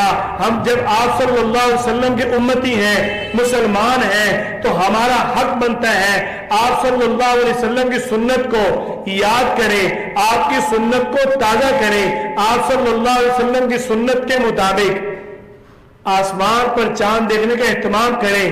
شیخ الہند رحمت اللہ علیہ کیا کیا کرتے تھے کہ آپ صلی اللہ علیہ وسلم کی سنت ہے عشاء کے بعد 2 نفل بیٹھ کر پڑھنا. آپ صلی اللہ علیہ وسلم نے ہمیشہ نہیں پڑھے, کبھی کبھار آپ صلی اللہ علیہ وسلم بیٹھ کر پڑھ لیتے تھے. اور حضرت ایک مرتبہ جوانی کے عالم میں عشاء کے آخری 2 نفل بیٹھ کر پڑھ رہے, ایک شاگرد نے پوچھ لیا حضرت بیٹھ کر نماز پڑھنا اس سے تو ثواب اور اجر آدھا ہو جاتا ہے, آپ نے بیٹھ کر نفل کیوں ادا کیے؟ آپ صلی اللہ علیہ وسلم کی حدیث کا مطلب یہ نہیں ہے. تو فرمانے لگے میں آپ صلی اللہ علیہ وسلم کی حدیث کو دل و جان سے مانتا ہوں, لیکن میری کوشش تھی کہ ایک بار آپ صلی اللہ علیہ وسلم کی اس سنت پر بھی عمل کرنے والا بن جاؤں. اتنا ان لوگوں کو سنتوں کے ساتھ پیار تھا. یہی شیخ الہند رحمۃ اللہ علیہ ایک مرتبہ انگریز نے ان کو گرفتار کیا ہوا ہے, جیل کے اندر ہے, اور مؤذن نے جب جمعہ کی اذان کی آواز دی دیوار کے ساتھ ٹیک لگا کر بیٹھے ہوئے تھے, دوڑ کر جیل کے دروازے کی طرف گئے تو ساتھ جو قیدی تھا وہ کہنے لگے حضرت صاحب آپ نے یہ کیا کیا؟ آپ کو معلوم ہے کہ جیل کا دروازہ بند ہے, پھر آپ کیوں دوڑ کر دروازے کی طرف گئے؟ تو فرمانے لگے اللہ تعالیٰ نے فرمایا یا ایھا الذین آمنوا اذا نودی للصلاۃ من یوم الجمعہ فاسعوا الی ذکر اللہ. جب جمعہ کی آواز لگے, جب تمہیں جمعہ کے لیے پکارا جائے تو دوڑ کر آؤ. کہنے لگے آپ صلی اللہ علیہ وسلم کی اس سنت پر, اللہ کے اس حکم پر عمل کرنا میرا کام ہے, آگے لے کر جانا اللہ کا کام ہے. میں نے تو دوڑنے والی سنت پر عمل کر لیا, آگے میرا اللہ نہیں لے گیا, میری قسمت میں یہی تھا. میں نے تو آپ صلی اللہ علیہ وسلم کی اس فسعوا والی سنت پر عمل کیا ہے. ان لوگوں کو آپ صلی اللہ علیہ وسلم کی سنتوں کے ساتھ اتنا پیار, اتنا پیار, اتنا پیار, جب انہوں نے آپ صلی اللہ علیہ وسلم کی سنت کو اس طرح محبت کی نگاہ سے دیکھا, علامہ انور شاہ کشمیری رحمۃ اللہ علیہ کے بارے میں ہندو اور سکھ کہا کرتے تھے کہ جس نبی کا امتی اتنا خوبصورت ہے وہ نبی کیسا ہوگا. انہوں نے اتنا آپ صلی اللہ علیہ وسلم کی سنتوں کو اپنی زندگی کے اندر اپنایا. شیخ الہند رحمۃ اللہ علیہ نے جب آپ صلی اللہ علیہ وسلم کی سنتوں کے مطابق زندگی گزاری, اللہ نے کیا مقام عطا فرمایا. یہ شیخ الہند محمود الحسن رحمۃ اللہ علیہ کون ہے؟ جنہوں نے سب سے پہلے دارالعلوم دیوبند کے اندر کلاس لگائی, انار کے درخت کے نیچے مدرسہ شروع کیا. وہ دارالعلوم دیوبند جو آج کل ہمارا عقیدہ بنا ہوا ہے, اللہ نے کتنی ان کو عزت اور شان عطا فرمائی. یہ آپ صلی اللہ علیہ وسلم کی سنتوں کی برکت تھی. اگر ہم بھی چاہتے ہیں اللہ کے ہاں سرخرو ہو جائیں, ہم سب کو چاہیے آپ صلی اللہ علیہ وسلم کی سنتوں کے ساتھ پیار کریں. اب چلتے ہیں نفل نمازوں کی طرف. آپ صلی اللہ علیہ وسلم کی سنت کے مطابق پہلی نفلی نماز تہجد کی نماز ہے, جس کا وقت طلوع فجر سے پہلے عشاء کی نماز کے بعد ایک مرتبہ سو کر اٹھ جانا. اس کے بعد جب آپ چاہیں تہجد کی نماز ادا کر سکتے ہیں. یہ آپ صلی اللہ علیہ وسلم کی سنت ہے. آپ صلی اللہ علیہ وسلم اور صحابہ کرام نے اس چیز کی بھی اجازت دی, اگر کوئی شخص بیدار نہیں ہو سکتا تو وہ عشاء کے بعد 2 رکعت تہجد کی نیت سے پڑھ کے سو جائے, اللہ تعالیٰ اس کو ثواب عطا فرما دیں گے. آپ صلی اللہ علیہ وسلم نے فرمایا کہ جس کے, یہاں آپ نے حدیث لگی دیکھی بھی ہوگی, آپ صلی اللہ علیہ وسلم نے فرمایا جس کے رات کے اعمال چھوٹ جائیں, جس کے رات کے اعمال رہ جائیں, اس کو چاہیے کہ وہ اپنے ان اعمال کو فجر اور ظہر کے درمیان ادا کرے, اللہ تعالیٰ اس کو پورا اجر عطا فرمائیں گے. کل کیا حدیث سنی تھی؟ الدین یسر, دین کیا ہے؟ آسان ہے. آپ صلی اللہ علیہ وسلم نے ہمارے لیے راحت, سکون اور برکت کے لیے ہمیشہ اللہ سے مانگا. آپ صلی اللہ علیہ وسلم کے پاس آپ کی ایک صحابی کی بیوی آپ کے دربار میں اپنے خاوند کی شکایت لے کر آئی, یا رسول اللہ میرا خاوند جو ہے وہ ہر روز فجر کی نماز چھوڑ دیتا ہے, پتہ نہیں کب پڑھتا ہے, میں تو صبح اٹھاتی رہتی ہوں, وہ اٹھتا نہیں ہے. تو آپ صلی اللہ علیہ وسلم نے ان کو بلوایا اور پوچھا کہ آپ کی یہ شکایت میرے پاس پہنچی ہے. تو صحابی رسول عرض کرنے لگے, یا رسول اللہ کسان ہوں, کھیتی باڑی کرتا ہوں, رات کو کھیتوں میں پانی دیکھنا ہوتا ہے, کھیتوں کی دیکھ بھال کرنی ہوتی ہے, بس اوقات صبح اٹھنے میں تاخیر ہو جاتی ہے. آپ صلی اللہ علیہ وسلم نے فرمایا جب آنکھ کھل جائے پڑھ لیا کرو, اللہ تعالیٰ قبول فرما لے گا. دین کے اندر کیا ہے؟ آسانی ہے. اس وقت 80% لوگ اس وجہ سے فجر کی نماز نہیں پڑھتے. سورج نکل جائے تو وقت ختم ہو جاتا ہے, وقت ختم نہیں ہوتا. سورج نکلنے سے پہلے نماز ادا کرنے کا ثواب ہے, سورج نکلنے کے بعد نماز قضا کرنے کا ثواب ہے. اور جو بندہ اپنی غلطی کوتاہی کے بعد اللہ سے فکر مند ہو کے رجوع کر لے, اس کو اللہ تعالیٰ نے 1 نہیں 2 اجر کا وعدہ فرمایا ہے. عمل چھوٹ گیا نا, اب فکر لگ گئی کہ میں نماز قضا کر لوں, میری نماز رہ نہ جائے. ایک تو نماز پڑھنے کا اجر اور دوسرا نماز کی فکر کرنے کا اجر. پڑھنی چاہیے, جب آنکھ کھل جائے پڑھو, چھوڑو نا. میں اپنے دوستوں کو آسان کر کے بتاتا ہوں کہ بھائی آپ صبح اٹھتے ہو نا, تم میں سے کوئی ایسا ہے جو صبح اٹھ کے منہ نہ دھوتا ہو؟ ہر بندہ صبح اٹھ کے فریش ہوتا ہے نا. ہر بندہ تقریباً 50% لوگ تو اس چیز کی عادی ہیں کہ وہ صبح غسل ضرور کرتے ہیں, اور تقریباً 30% لوگ ایسے ہیں کہ صبح اٹھ کے انہوں نے صابن کے ساتھ چہرہ اپنا دھونا ہے, فریش ہو کے اپنے کام کاج کے لیے جانا ہے. تو میں ان کو کہتا ہوں یار آپ نے فریش تو ہونا ہی ہے, چہرہ تو دھونا ہی ہے, وہی وضو کر لو. جتنے دیر میں ناشتہ تیار ہوگا اتنے دیر میں جلدی گھر میں مصلی بچھا کے پڑھ لو. دین میں سختی نہیں ہے, جب آپ کو وقت ملے پڑھو ضرور. چھوڑنے سے تو بہتر ہے نا, کیوں جی, چھوڑنے سے تو بہتر ہے. دین کے اندر سختی نہیں ہے. کوشش آپ کریں آپ صلی اللہ علیہ وسلم کی سنت کے مطابق بر وقت باجماعت نماز ادا کریں، کیونکہ آپ صلی اللہ علیہ وسلم کی سنت بھی ہے اور جماعت کے ساتھ نماز ادا کرنا ہر مسلمان پر واجب بھی ہے۔ اگر کوئی شخص جان بوجھ کر نماز جماعت چھوڑ دے گا تو وہ گناہ گار ہوگا۔ آپ صلی اللہ علیہ وسلم کی سنت مؤکدہ ہے نماز کو جماعت کے ساتھ ادا کرنا۔ اور فجر کی نماز مشکل کیوں ہے؟ آپ صلی اللہ علیہ وسلم سے پہلے، ہماری اس امت سے پہلے باقی امتوں پر فجر اور عصر کی نماز تھی بس۔ آپ صلی اللہ علیہ وسلم نے فرمایا فجر اور عصر کی نماز منافق کے لیے دشوار ہے، مومن کے لیے آسان ہے۔ یعنی جو اللہ کے ساتھ محبت کرتا ہے وہ اپنے نرم بستر کو چھوڑ دے گا، جس کو اللہ کا ڈر ہوگا وہ اپنے نرم بستر کو چھوڑ دے گا۔ اس لیے آپ جب جس وقت آپ کو وقت ملے آپ نماز ضرور پڑھا کرو۔ اب اگر کسی کی زور کے وقت آنکھ کھلی ہے وہ کیا کرے؟ دیکھو دین کے اندر کتنی آسانی ہے۔ آپ صلی اللہ علیہ وسلم کی احادیث مبارکہ سے فقہاء نے یہ ترتیب نکالی کہ جس کی جس دن کی جو نماز رہ جائے اس کو رات کو بھی اگر وقت مل جائے، مغرب کے بعد وقت مل جائے، جتنی نمازیں چھوٹی ہیں وہ ساری ادا کر کے اس کے بعد عشاء کی نماز پڑھ لے، ثواب مل جائے گا۔ دین کے اندر کتنی آسانی ہے، کوئی مشکل نہیں ہے۔ آپ صلی اللہ علیہ وسلم کی سنت کے مطابق جو نفل نمازیں ہیں ان میں نمبر 1 تہجد کی نماز۔ یہ نماز آپ صلی اللہ علیہ وسلم پر فرض تھی اور آپ صلی اللہ علیہ وسلم کی امت کے لیے یہ نفل نماز ہے۔ آپ صلی اللہ علیہ وسلم کی سنت کے مطابق تہجد کی 2 رکعت سے زیادہ رکعت نہیں ہے، تہجد کی 2 رکعت سے زیادہ رکعت نہیں ہے۔ اگلی بات بھی سن لیں، آپ صلی اللہ علیہ وسلم نے 8 رکعت بھی پڑھی ہے تہجد کی۔ فرق کیا ہے؟ یعنی آپ صلی اللہ علیہ وسلم نے ایک نیت کے ساتھ، ایک تکبیر تحریمہ کے ساتھ 8 رکعت یا 4 رکعت نہیں پڑھی، 2 کر کے آپ صلی اللہ علیہ وسلم نے 8 رکعت مکمل کی۔ جو آپ صلی اللہ علیہ وسلم کے بارے میں آج 8 تراویحوں کا کہا جاتا ہے وہ تراویح کی 8 رکعت نہیں ہے، وہ تہجد کی 8 رکعت ہیں۔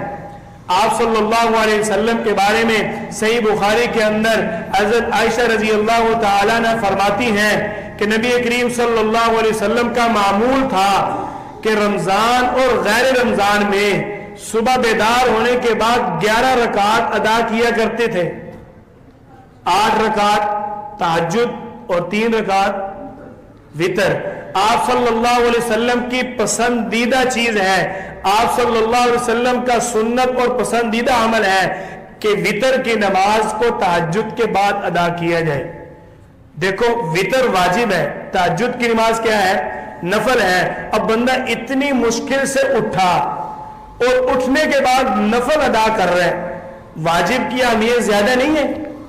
کیوں جی؟ واجب کی اہمیت زیادہ نہیں ہے، نفل کی اہمیت کم ہے۔ یہاں آ کے نا لوگ پھنس جاتے ہیں اور مولویوں کے پاس آنا پڑتا ہے۔ اب اتنی مشکل سے بندہ بیدار ہوا ہے اور بیدار ہونے کے بعد پہلے نفل پڑھو جی۔ یہ اس لیے ہے کہ بندے کی طبیعت کے اندر جو سستی ہوگی، جو غفلت ہوگی، وہ نفل ادا کرتے کرتے ختم ہو جائیں گی، اور وتر جو ہے واجب جن کی اہمیت زیادہ ہے وہ بالکل صحیح اور درست طریقے سے ادا ہو جائیں گے۔ ایک حکمت اور سمجھ لیں، یہ حکمتیں آپ کو بالاستیاب فی البدیہہ بتا رہا ہوں، میں نے کسی کتاب سے نہیں پڑھی۔ جس نماز سے پہلے بندے کی شدید مصروفیت ہے، اس نماز سے پہلے آپ صلی اللہ علیہ وسلم نے سنتیں پڑھنے کا حکم فرمایا ہے۔ فجر کی نماز سے پہلے شدید غفلت ہوتی ہے، 2 سنتیں پڑھنے کی اتنی تاکید۔ صحیح مسلم کے اندر آپ صلی اللہ علیہ وسلم فرماتے ہیں کہ فجر کی سنتوں کو کبھی نہ چھوڑنا حتیٰ کہ تمہیں جہاد کے اندر گھوڑے رون ڈالیں، پھر بھی فجر کی سنتوں کو نہ چھوڑنا۔ اور آپ صلی اللہ علیہ وسلم زور کی نماز دیکھیں، اگر کوئی بندہ اپنے کاروبار ابھی تو کام شروع کیا تھا پھر نماز آ گئی تو اس کی توجہ اگر بندہ چاہتا ہے اس کی اتنی ہی آپ صلی اللہ علیہ وسلم نے اہمیت بیان فرمائی. اب عصر کے وقت جو سنتیں ہیں وہ سنتیں غیر موقدہ ہیں, زور کی موقدہ ہیں. عصر کی غیر موقدہ کیوں ہے؟ آپ صلی اللہ علیہ وسلم نے فرمایا نا کہ یہ نماز مومن کے لیے کچھ دشوار ہے. کیوں؟ یہ مومن کی مصروفیت کا وقت ہے. اگر آسانی سے ہو سکے تو عصر کے پہلے کی سنتیں ادا کر لیں, نہ ہو سکے تو چپ کر کے فرض پڑھے اور اپنا کام کرے. دیکھو کتنی دین اسلام کے اندر حکمتیں ہیں. آپ صلی اللہ علیہ وسلم, اب عشاء کی نماز کی 17 رکعت ہے, اگر فجر کی 17 ہوتی, اب بتاؤ کوئی پڑھتا؟ عشاء کی 17 رکعت کیوں ہے؟ اس وقت میں کسی کو مصروفیت نہیں ہے.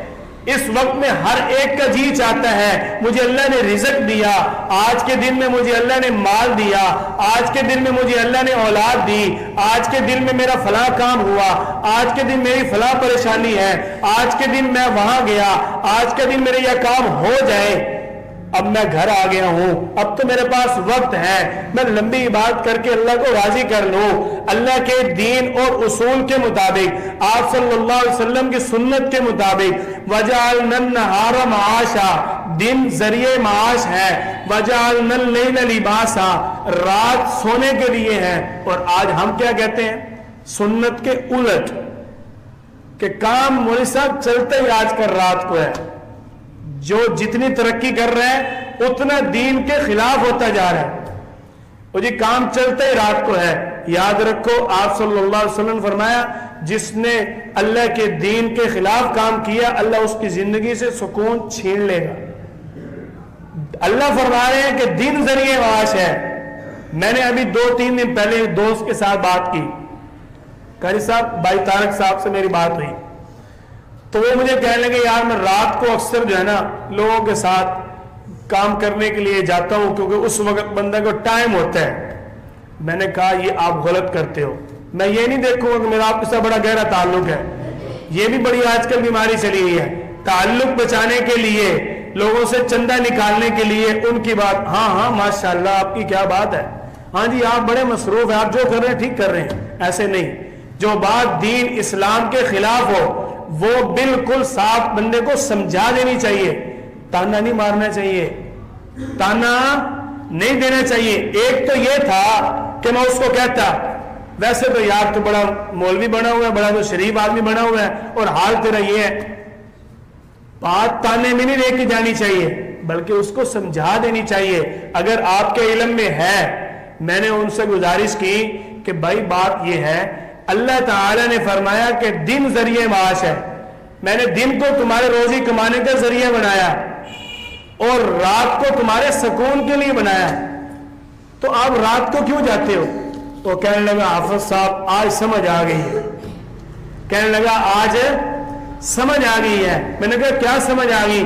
کہنے لگا میں نے رات کو جب بھی کسی کے ساتھ سودا کیا نا کسی چیز کا وہ ہوا ہی نہیں, اگر ہوا ہے تو اس میں کچھ بچا نہیں.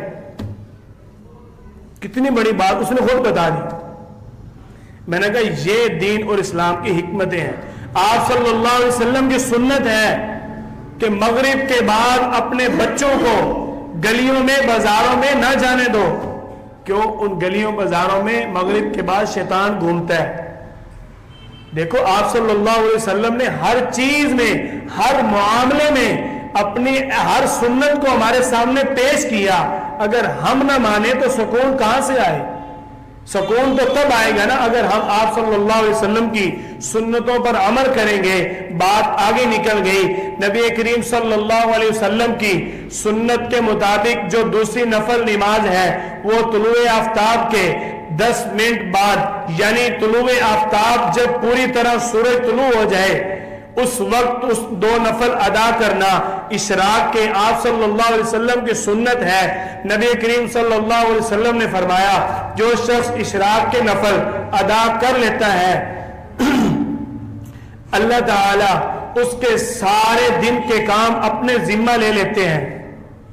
آپ صلی اللہ علیہ وسلم کی سنت ہے کہ چاشت کی نماز ادا کرنا جب سورج کی روشنی خوب واضح ہو جائے، یعنی 8 ساڑھے 8 بجے کے قریب چاشت کی نماز ادا کرنا، آپ صلی اللہ علیہ وسلم نے ان نمازوں کو تاکید سے پڑھا، اور آپ صلی اللہ علیہ وسلم نے ان نمازوں کو اللہ کے سامنے شکرانے کے طور پر ادا کیا۔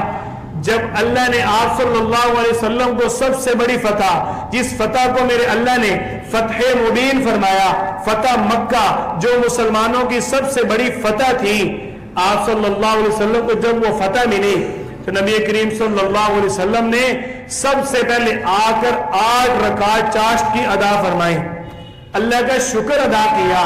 نبی کریم صلی اللہ علیہ وسلم کی سنت نماز اور ہمارے لیے جو نفل نماز ہے، مغرب کے بعد 20 رکعت نفل اوابین کے، یہ بھی آپ صلی اللہ علیہ وسلم کی سنت ہے۔ اور نماز کی مسنون چیزوں کے بارے میں سجدہ کے اندر، رکوع کے اندر جو تسبیحات ہیں، ان کو 3 مرتبہ پڑھنا آپ صلی اللہ علیہ وسلم کی سنت ہے۔ بعض لوگ آج کل یہ کہہ رہے ہیں کہ جی امام صاحب کو 5 بار پڑھنی چاہیے، کیوں؟ پیچھے والے بھی پڑھ لیں۔ ہم کیوں پڑھیں 5 بار بھائی، جب آپ صلی اللہ علیہ وسلم کی سنت 3 بار ہے؟ آپ صلی اللہ علیہ وسلم نے جو احادیث کے اندر فرمایا کہ رکوع اور سجدے کی تسبیحات کو 3 بار، 5 بار یا 7 بار پڑھا جائے، یہ آپ صلی اللہ علیہ وسلم کا فرمانا نفل نمازوں کے لیے ہے، فرض نمازوں کے لیے نہیں ہے۔ اس لیے آپ صلی اللہ علیہ وسلم کی ہر حدیث کو حکمت اور اس کی علت کی نظر سے دیکھنا چاہیے۔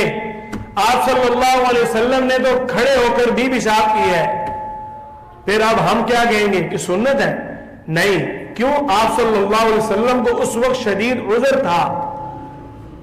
آپ صلی اللہ علیہ وسلم کی سنت کو حکمت اور علت کی نظر سے دیکھنا چاہیے۔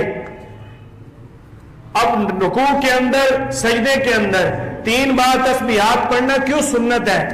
آپ صلی اللہ علیہ وسلم نے فرمایا کہ جو بھی تمہاری اس امت میں لوگوں کا امام بنے، اس امام کو چاہیے کہ وہ لوگوں کا خیال کر کے نماز پڑھائے، یعنی بوڑھوں کا اور بچوں کا خیال کر کے نماز پڑھائے، اتنی لمبی نماز نہ پڑھائے کہ لوگ پریشان ہو جائیں، بوجھ اٹھا نہ سکیں۔ اب امام صاحب 5 بار پڑھیں گے تو جو بیچارہ پیچھے کوئی معذور ہوگا، کسی کو دل کا مسئلہ ہوگا، اس کو تو اٹیک ہو جائے گا نا نماز کے اندر، کیونکہ دل والے مریض کو ڈاکٹر حضرات جھکنے سے منع کرتے ہیں۔ آپ صلی اللہ علیہ وسلم کی سنتوں کے اندر بڑی راحت ہے۔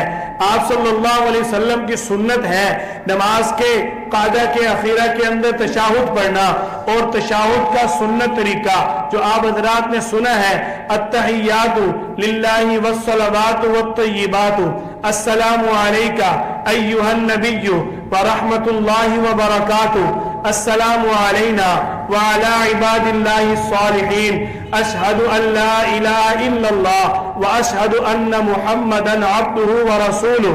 یہاں آ کر اکثر لوگ کہہ دیتے ہیں وحدہ لا شریک لہ، یہاں وحدہ لا شریک لہ نہیں ہے، ان غلطیوں سے بھی بچنا چاہیے۔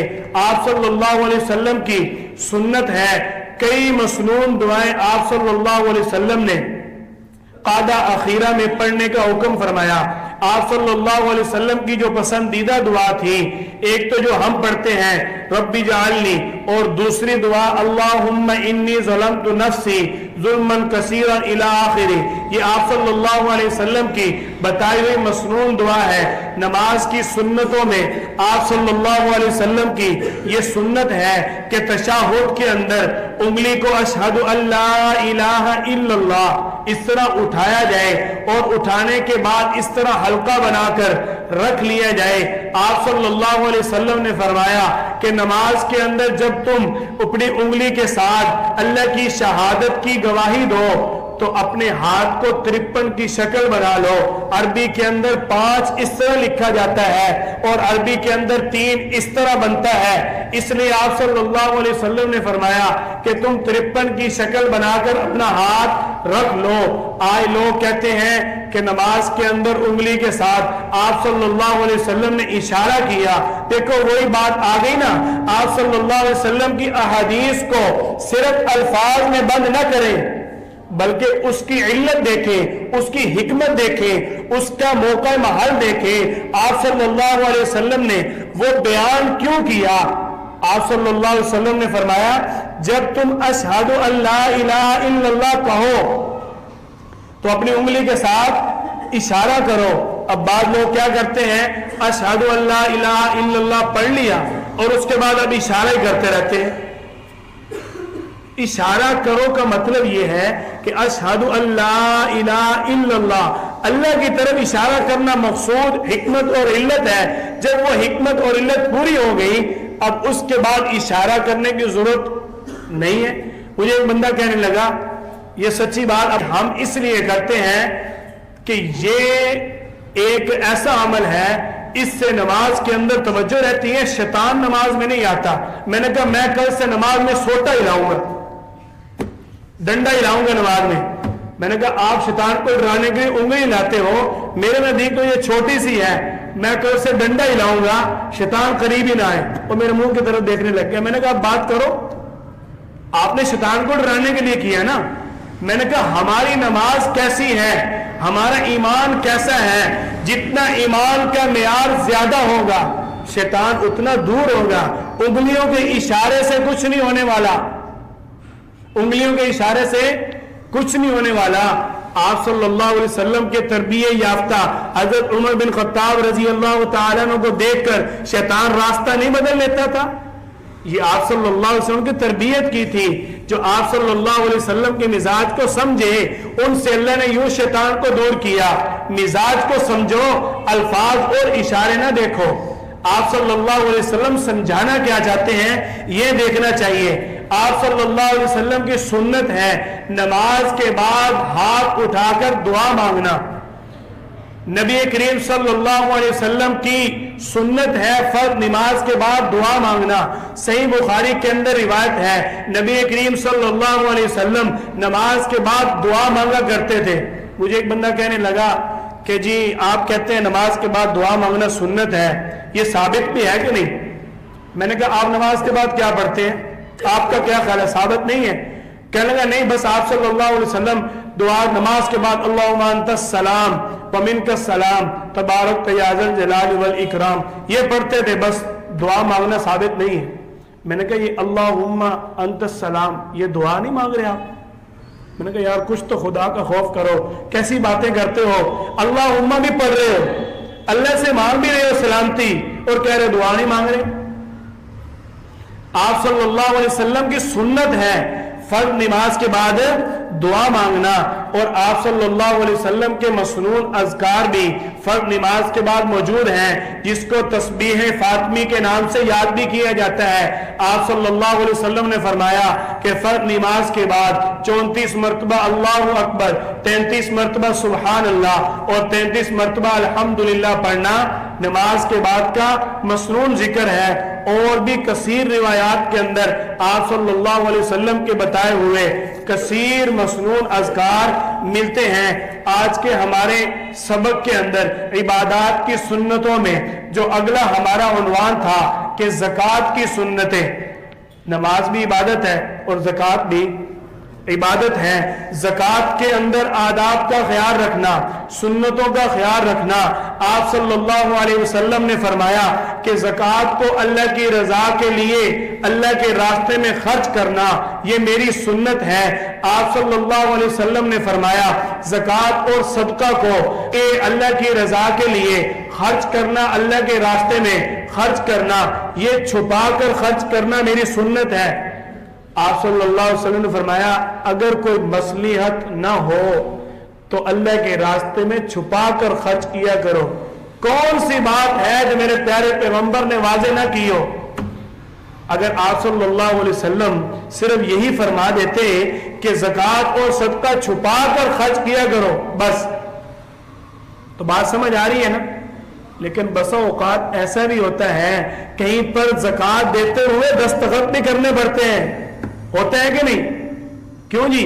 گورنمنٹ جو زکوٰۃ وصول کرتی ہے جس کی وصول ہو جائے وہ وہاں دستخط کر کے آتا ہے کہ نہیں؟ بولو نا یار، ہوتا ہے نا۔ تو آپ صلی اللہ علیہ وسلم نے کیا فرمایا؟ اگر کوئی مصلحت نہ ہو تو اللہ کے راستے میں صدقہ اور زکوٰۃ چھپا کر دیا کرو۔ اب جو مصلحت آ گئی کہ آپ کو اعتماد دینا ہے، آپ نے بطور دلیل کے اس بات کو محفوظ کرنا ہے، بطور ریکارڈ کے آپ نے اس چیز کو اپنے پاس رکھنا ہے، تو اس مصلحت کو آپ سامنے رکھیں، چھپا کر ادا کرنا فرض واجب نہیں ہے۔ آپ صلی اللہ علیہ وسلم کی سنتوں کے اندر اللہ تعالیٰ نے حسن ہی حسن رکھا۔ زکوٰۃ اور صدقہ کے مسائل معلوم کرنا آپ صلی اللہ علیہ وسلم کی سنت ہے۔ کیوں لوگ اس ڈر سے مسئلہ ہی نہیں پوچھتے؟ کیوں؟ زکوٰۃ دینی پڑ جائے گی، ایسے ہوتا ہے نا۔ کیوں لوگ چاہتے ہیں کہ جی بھول چوک جو ہے نا وہ معاف ہے، اس لیے جب ہم پوچھیں گے نہیں، ہمیں پتہ ہی نہیں تھا زکوٰۃ کتنی بنتی ہے، ہمیں پتہ ہی نہیں تھا کتنی دینی ہے، تو ہمیں اس لیے پتہ نہیں تھا، ہم نے نہیں دی تو کوئی بات نہیں۔ آپ صلی اللہ علیہ وسلم کیا فرما رہے ہیں؟ صدقہ اور زکوٰۃ کے مسائل معلوم کرنا یہ میری سنت ہے۔ آپ صلی اللہ علیہ وسلم نے فرمایا زکوٰۃ کو واجب ہونے کے بعد مؤخر نہ کرنا، یعنی جب بندہ صاحب نصاب بن گیا اس کو چاہیے کہ وہ فوراً زکوٰۃ کو ادا کرے۔ یہ آپ صلی اللہ علیہ وسلم کی سنت ہے۔ نفلی صدقات کو بھی مؤخر کرنے سے آپ صلی اللہ علیہ وسلم نے منع فرمایا۔ کیوں؟ تاکہ میرا امتی کسی مصیبت میں نہ چلا جائے، کسی پریشانی کے اندر نہ پھنس جائے۔ آپ صلی اللہ علیہ وسلم کی سنت ہے اللہ کے راستے میں عمدہ، بہترین اور اعلیٰ مال خرچ کرنا۔ اللہ تعالیٰ نے فرمایا یا ایھا الذین آمنوا انفقوا من طیبات ما کسبتم، اے ایمان والو اللہ کے راستے میں اپنی کمائی میں سے پاکیزہ مال خرچ کرو۔ آپ صلی اللہ علیہ وسلم کی سنت ہے اللہ کے راستے میں زکوٰۃ اور صدقہ ادا کرتے ہوئے کسی کو تکلیف نہ دینا۔ اللہ تعالیٰ نے فرمایا یا ایھا الذین آمنوا لا تبطلوا صدقاتکم بالمن والاذی، اے ایمان والو تم کہیں اپنے اعمال صدقات اپنا مال ضائع نہ کر بیٹھنا۔ بالمن والاذی، کسی مسلمان کو کسی غریب کو دیتے ہوئے احسان جتلا کر تکلیف دے کر، اور ہو آج کل یہی رہا ہے 80% لوگ جس کو زکوٰۃ اور صدقہ دیتے ہیں اس کو حقارت کی نظر سے دیکھتے ہیں، اور لوگوں کو دیکھنا تو درکنار۔ ایک عالم دین آیا اللہ کی رضا کے لیے مانگنے کے لیے، وہ اپنے لیے نہیں مانگ رہا، اس نے جا کر قال اللہ قال رسول اللہ پڑھانا ہے، تو لوگ اس کو زکوٰۃ دیتے ہوئے حقارت کی نظر سے دیکھتے ہیں اور کہتے کیا ہے ان مولویوں سے مدرسے نہیں چلتے تو بھی چندہ کیوں کرتے ہیں؟ چندہ مانگنا آپ صلی اللہ علیہ وسلم کی سنت ہے۔ غزوہ تبوک کے موقع پر نبی کریم صلی اللہ علیہ وسلم نے چندے کا اعلان فرمایا، اور جب سیدنا صدیق اکبر اور حضرت عمر بن خطاب رضی اللہ تعالیٰ عنہ کا آپس میں مقابلہ لگ گیا، وہ واقعہ آپ نے سنا ہوا ہے، بات کو آگے لے کر چلتے ہیں۔ آپ صلی اللہ علیہ وسلم کی سنت ہے کہ مستحق کو تلاش کر کے دینا، ہر ایرے غیر نتو خیرے کو زکوٰۃ صدقہ دینا جائز نہیں ہے۔ دین کے اندر اتنی بھی کھلی چھوٹ نہیں ہے، میانہ روی، درمیانہ پہلو، میانہ روی والی چال رکھنی چاہیے، نہ حد سے تجاوز، نہ بالکل نہ شکری، نہ بالکل انکار، درمیانہ پہلو، افراط اور تفرید سے بچ کر درمیان کے اندر اپنا بندہ وہ عمل اختیار کرے جو ہر ایک کو پسند آ جائے۔ آپ صلی اللہ علیہ وسلم نے فرمایا کہ اس کو زکوٰۃ دی جائے جو آپ کو مستحق نظر آئے۔ اللہ تعالیٰ نے بھی اس کے بارے میں سورۃ الزاریات کے اندر اعلان فرمایا حق معلوم للسائل والمحروم، پہلے نمبر پر جو مستحق ہو اس کو دو، دوسرے نمبر پر جو مستحق نہ ملے اس کو تلاش کر کے اس کا حق پہنچاؤ۔ اب یہ نہیں کہ کسی بندے کو مستحق نہ ملے اور وہ کہ چلو مجھے تو مستحق کوئی نہیں ملا تو خیر ہے۔ للسائل والمحروم، سائل جو مانگنے والا ہے اس کو بھی دو، محروم جو سفید پوش ہے، عزت دار ہے، سوال نہیں کرتا، سوال نہیں کرنا چاہتا، اس کو بھی تلاش کر کے اس کا حق زکوٰۃ پہنچاؤ۔ آپ صلی اللہ علیہ وسلم کی سنت ہے کہ صدقہ اور زکوٰۃ دیتے ہوئے نرمی اختیار کرنا۔ میرے اللہ نے آپ صلی اللہ علیہ وسلم کو حکماً یہ فرمایا فَأَمَّا الْيَتِيمَ فَلَا تَقْهَرْ، کہ آپ کسی یتیم کو کبھی بھی جھڑکیں گے نہیں، آپ کسی بھی یتیم کو کبھی بھی حقارت والے الفاظ نہیں کہیں گے، آپ اس کے ساتھ نرمی اختیار کریں گے۔ وَأَمَّا السَّائِلَ فَلَا تَنْهَرْ، آپ اس کو دھتکاریں گے بھی نہیں۔ آپ صلی اللہ علیہ وسلم کی سنت ہے کہ زکوٰۃ کو دل سے عبادت سمجھ کر مطمئن ہو کر دینا، زکوٰۃ کو ٹیکس نہیں سمجھنا چاہیے، زکوٰۃ کو بوجھ نہیں سمجھنا چاہیے۔ آج ہماری معیشت اسی لیے کمزور ہے کہ مالدار جو ہے وہ زکوٰۃ پوری طرح ادا نہیں کر رہے۔ اگر زکوٰۃ پوری طرح ادا کریں تو اللہ تعالیٰ کے حکم سے جو نظام زکوٰۃ ہے اس کے مطابق چند سالوں میں غریب لوگ ختم ہو جائیں گے۔ کیوں؟ مالیت اتنی زیادہ بنتی ہے، غریب سے غریب بندہ بھی سال کے اندر 1-2 لاکھ روپے نہیں کماتا، غریب بندہ سال کے اندر 1-2 لاکھ روپے نہیں کماتا، اور مالدار جب 1 کروڑ کی زکوٰۃ نکالے گا تو وہ کتنی بنے گی؟ کیوں نہیں قاری صاحب؟ 2.5 لاکھ روپے زکوٰۃ بنے گی۔ اب بتاؤ غریب کو سال بعد 2.5 لاکھ مل جائے، وہ غریب رہے گا؟ کتنی دین کے اندر راحت اور سکون والی باتیں ہیں۔ آپ صلی اللہ علیہ وسلم کی سنتوں کے اندر، اسلام کے اندر، شریعت کے اندر سارے نظام موجود ہیں۔ ہمارے حکمران نہ مانے، ہمیں اس سے غرض نہیں ہے، ہمارا کام ہے حق کو بیان کرنا، قرآن و حدیث کی بات کو پیش کرنا۔ اگر قرآن و حدیث کے مطابق آج بھی 100% قانون سازی ہو جائے تو ہمارے ملک کی معیشت بہتر ہو سکتی ہے۔ آپ صلی اللہ علیہ وسلم کی سنت ہے کہ زکوٰۃ کو سال گزرنے کے بعد ہی ادا کیا جائے، اور آپ صلی اللہ علیہ وسلم کی طرف سے یہ بھی اجازت ہے کہ اگر آپ کے پاس وسعت ہے تو آپ کو پتہ ہے کہ میں زکوٰۃ دینے کا صاحب نصاب بن چکا ہوں، تو آپ زکوٰۃ کا وقت پورا ہونے سے پہلے بھی زکوٰۃ ادا کر سکتے ہیں۔ آپ صلی اللہ علیہ وسلم نے فرمایا ہر لکڑی والے کو، ہر زمین والے کو، ہر کپڑے والے کو چاہیے کہ وہ زکوٰۃ ادا کرے۔ آپ صلی اللہ علیہ وسلم نے کپڑے والوں کا نام لے کر پکارا۔ کتنے خوش قسمت ہو، ہمارے جو امام ہیں امام ابو حنیفہ رحمۃ اللہ علیہ، وہ کپڑے کا کام کیا کرتے تھے۔ اس سے بھی آگے چلتے ہیں، سیدنا صدیق اکبر رضی اللہ تعالیٰ عنہ، جب آپ صلی اللہ علیہ وسلم نے نبوت کا اعلان کیا، مکے کے اندر سب سے بڑے کپڑے کے تاجر تھے۔ آپ صلی اللہ علیہ وسلم نے فرمایا جو شخص زکوٰۃ ادا نہیں کرے گا اس کا مال ہلاک ہو جائے گا۔ کیوں؟ کیونکہ زکوٰۃ ادا کرنے سے بندے کا باقی جو مال ہے وہ پاک ہو جاتا ہے۔ آپ صلی اللہ علیہ وسلم کی سنت ہے کہ صدقۃ الفطر ہر مسلمان بالغ کے لیے، ہر مسلمان بالغ اور نابالغ دونوں کے لیے ادا کرنا واجب ہے۔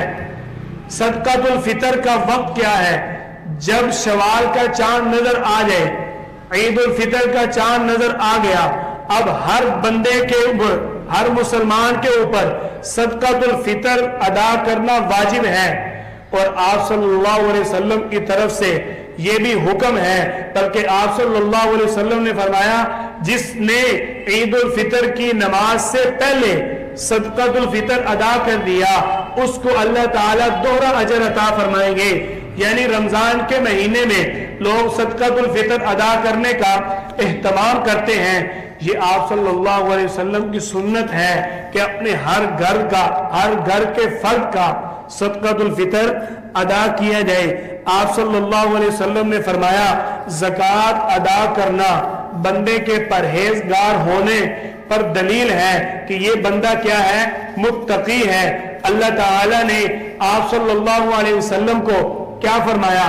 وَأَنفِقُوا فِي سَبِيلِ اللَّهِ وَلَا تُلْقُوا بِأَيْدِيكُمْ إِلَى التَّهْلُكَةِ، کہ ان ایمان والوں کو آپ فرما دو کہ یہ اللہ کے راستے میں مال خرچ کرے، اپنے ہاتھوں سے کہیں اپنے آپ کو ہلاکت میں نہ ڈال رہے۔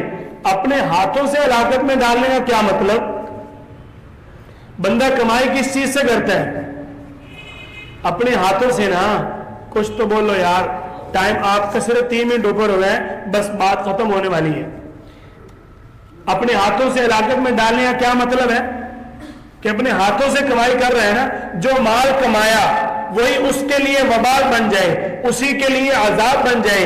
اگر وہ زکوٰۃ ادا نہیں کرے گا، وہ مال اس کے لیے آخرت میں جہنم کا ایندھن بن جائے گا، تو وہ شخص اپنے ہاتھوں سے ہلاکت خریدنے والا بن گیا۔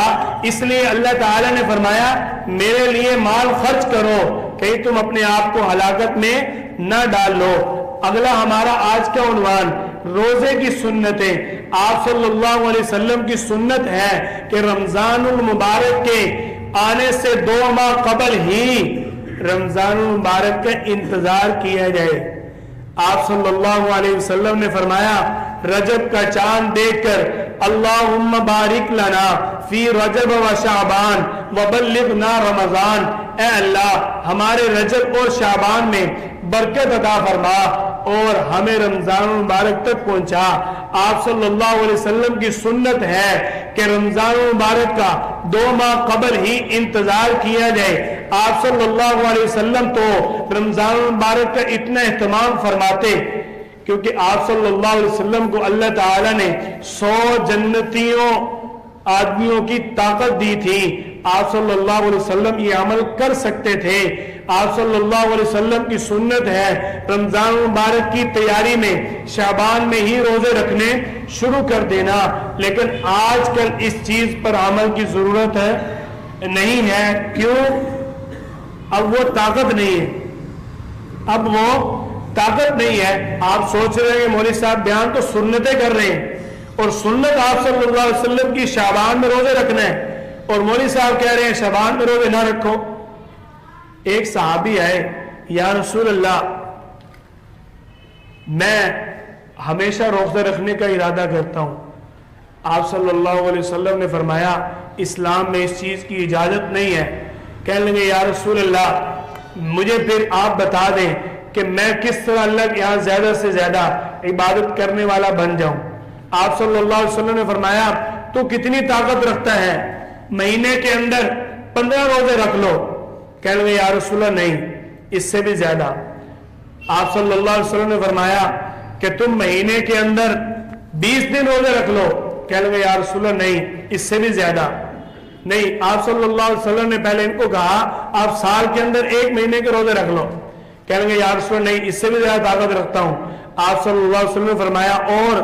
کہنے لگے یا رسول اللہ 3 ماہ۔ آپ صلی اللہ علیہ وسلم نے فرمایا نہیں۔ کہنے لگے یا رسول اللہ پھر آپ کیا فرماتے ہیں؟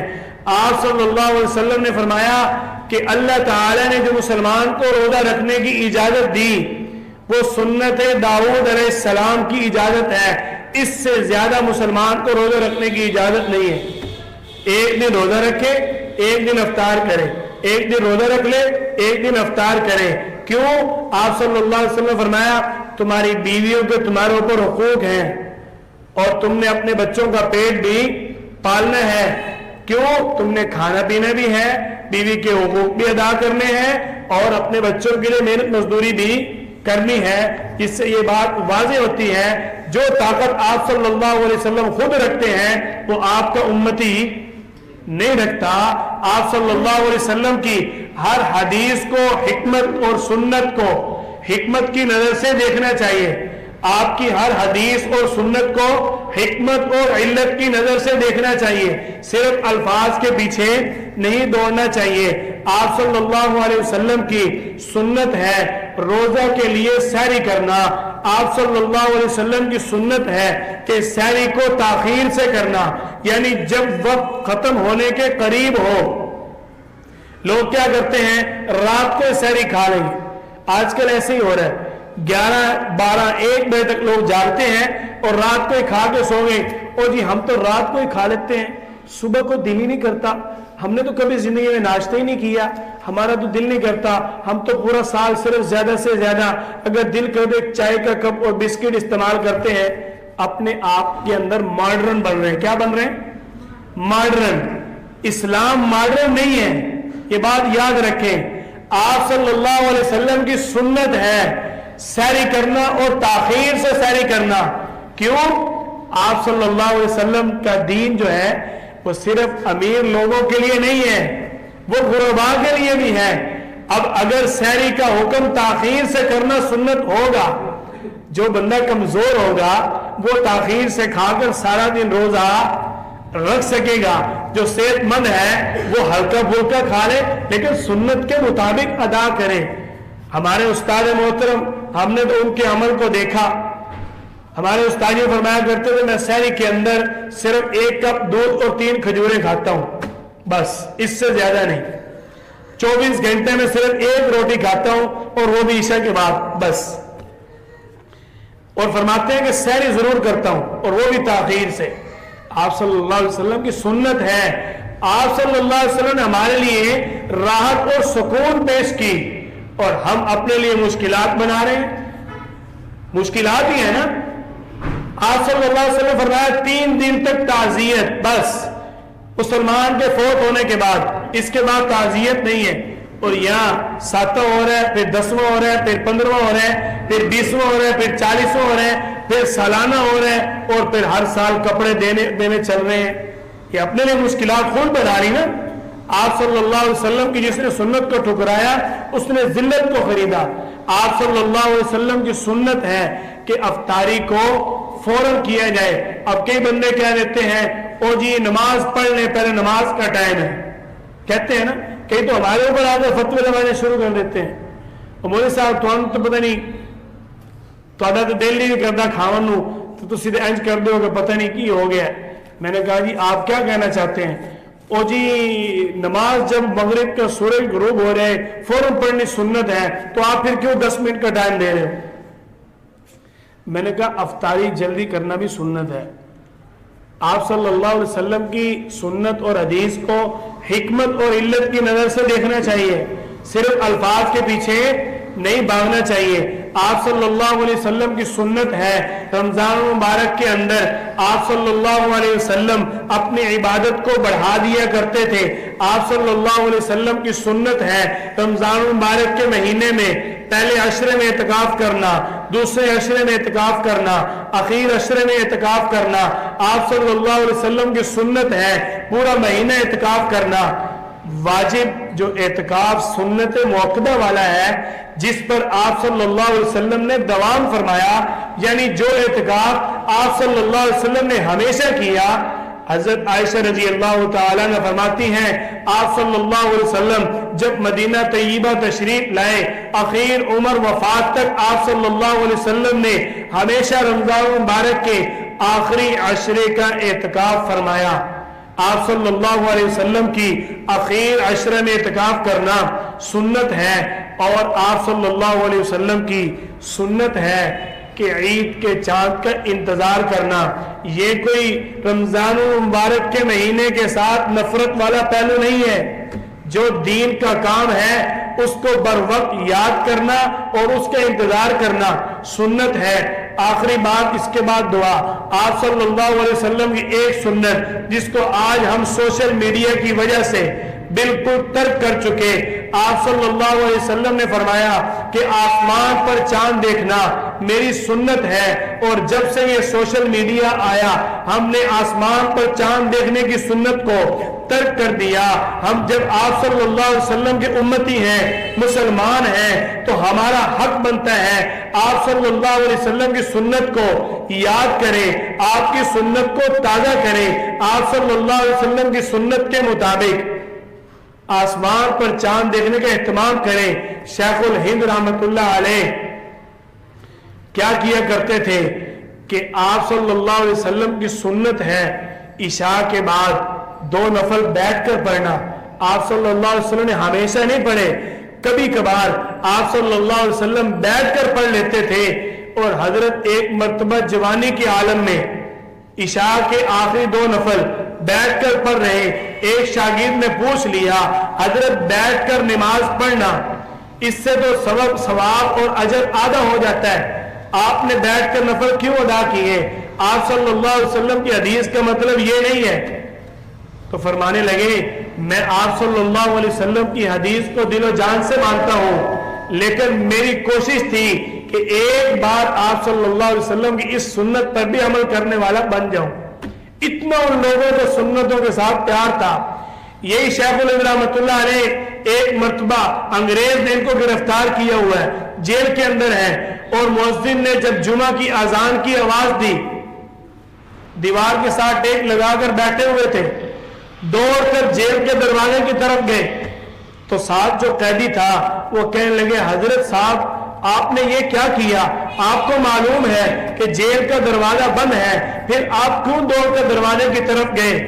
تو فرمانے لگے اللہ تعالیٰ نے فرمایا یا ایھا الذین آمنوا اذا نودی للصلاۃ من یوم الجمعہ فاسعوا الی ذکر اللہ، جب جمعہ کی آواز لگے، جب تمہیں جمعہ کے لیے پکارا جائے تو دوڑ کر آؤ۔ کہنے لگے آپ صلی اللہ علیہ وسلم کی اس سنت پر، اللہ کے اس حکم پر عمل کرنا میرا کام ہے، آگے لے کر جانا اللہ کا کام ہے۔ میں نے تو دوڑنے والی سنت پر عمل کر لیا، آگے میرا اللہ نہیں لے گیا، میری قسمت میں یہی تھا۔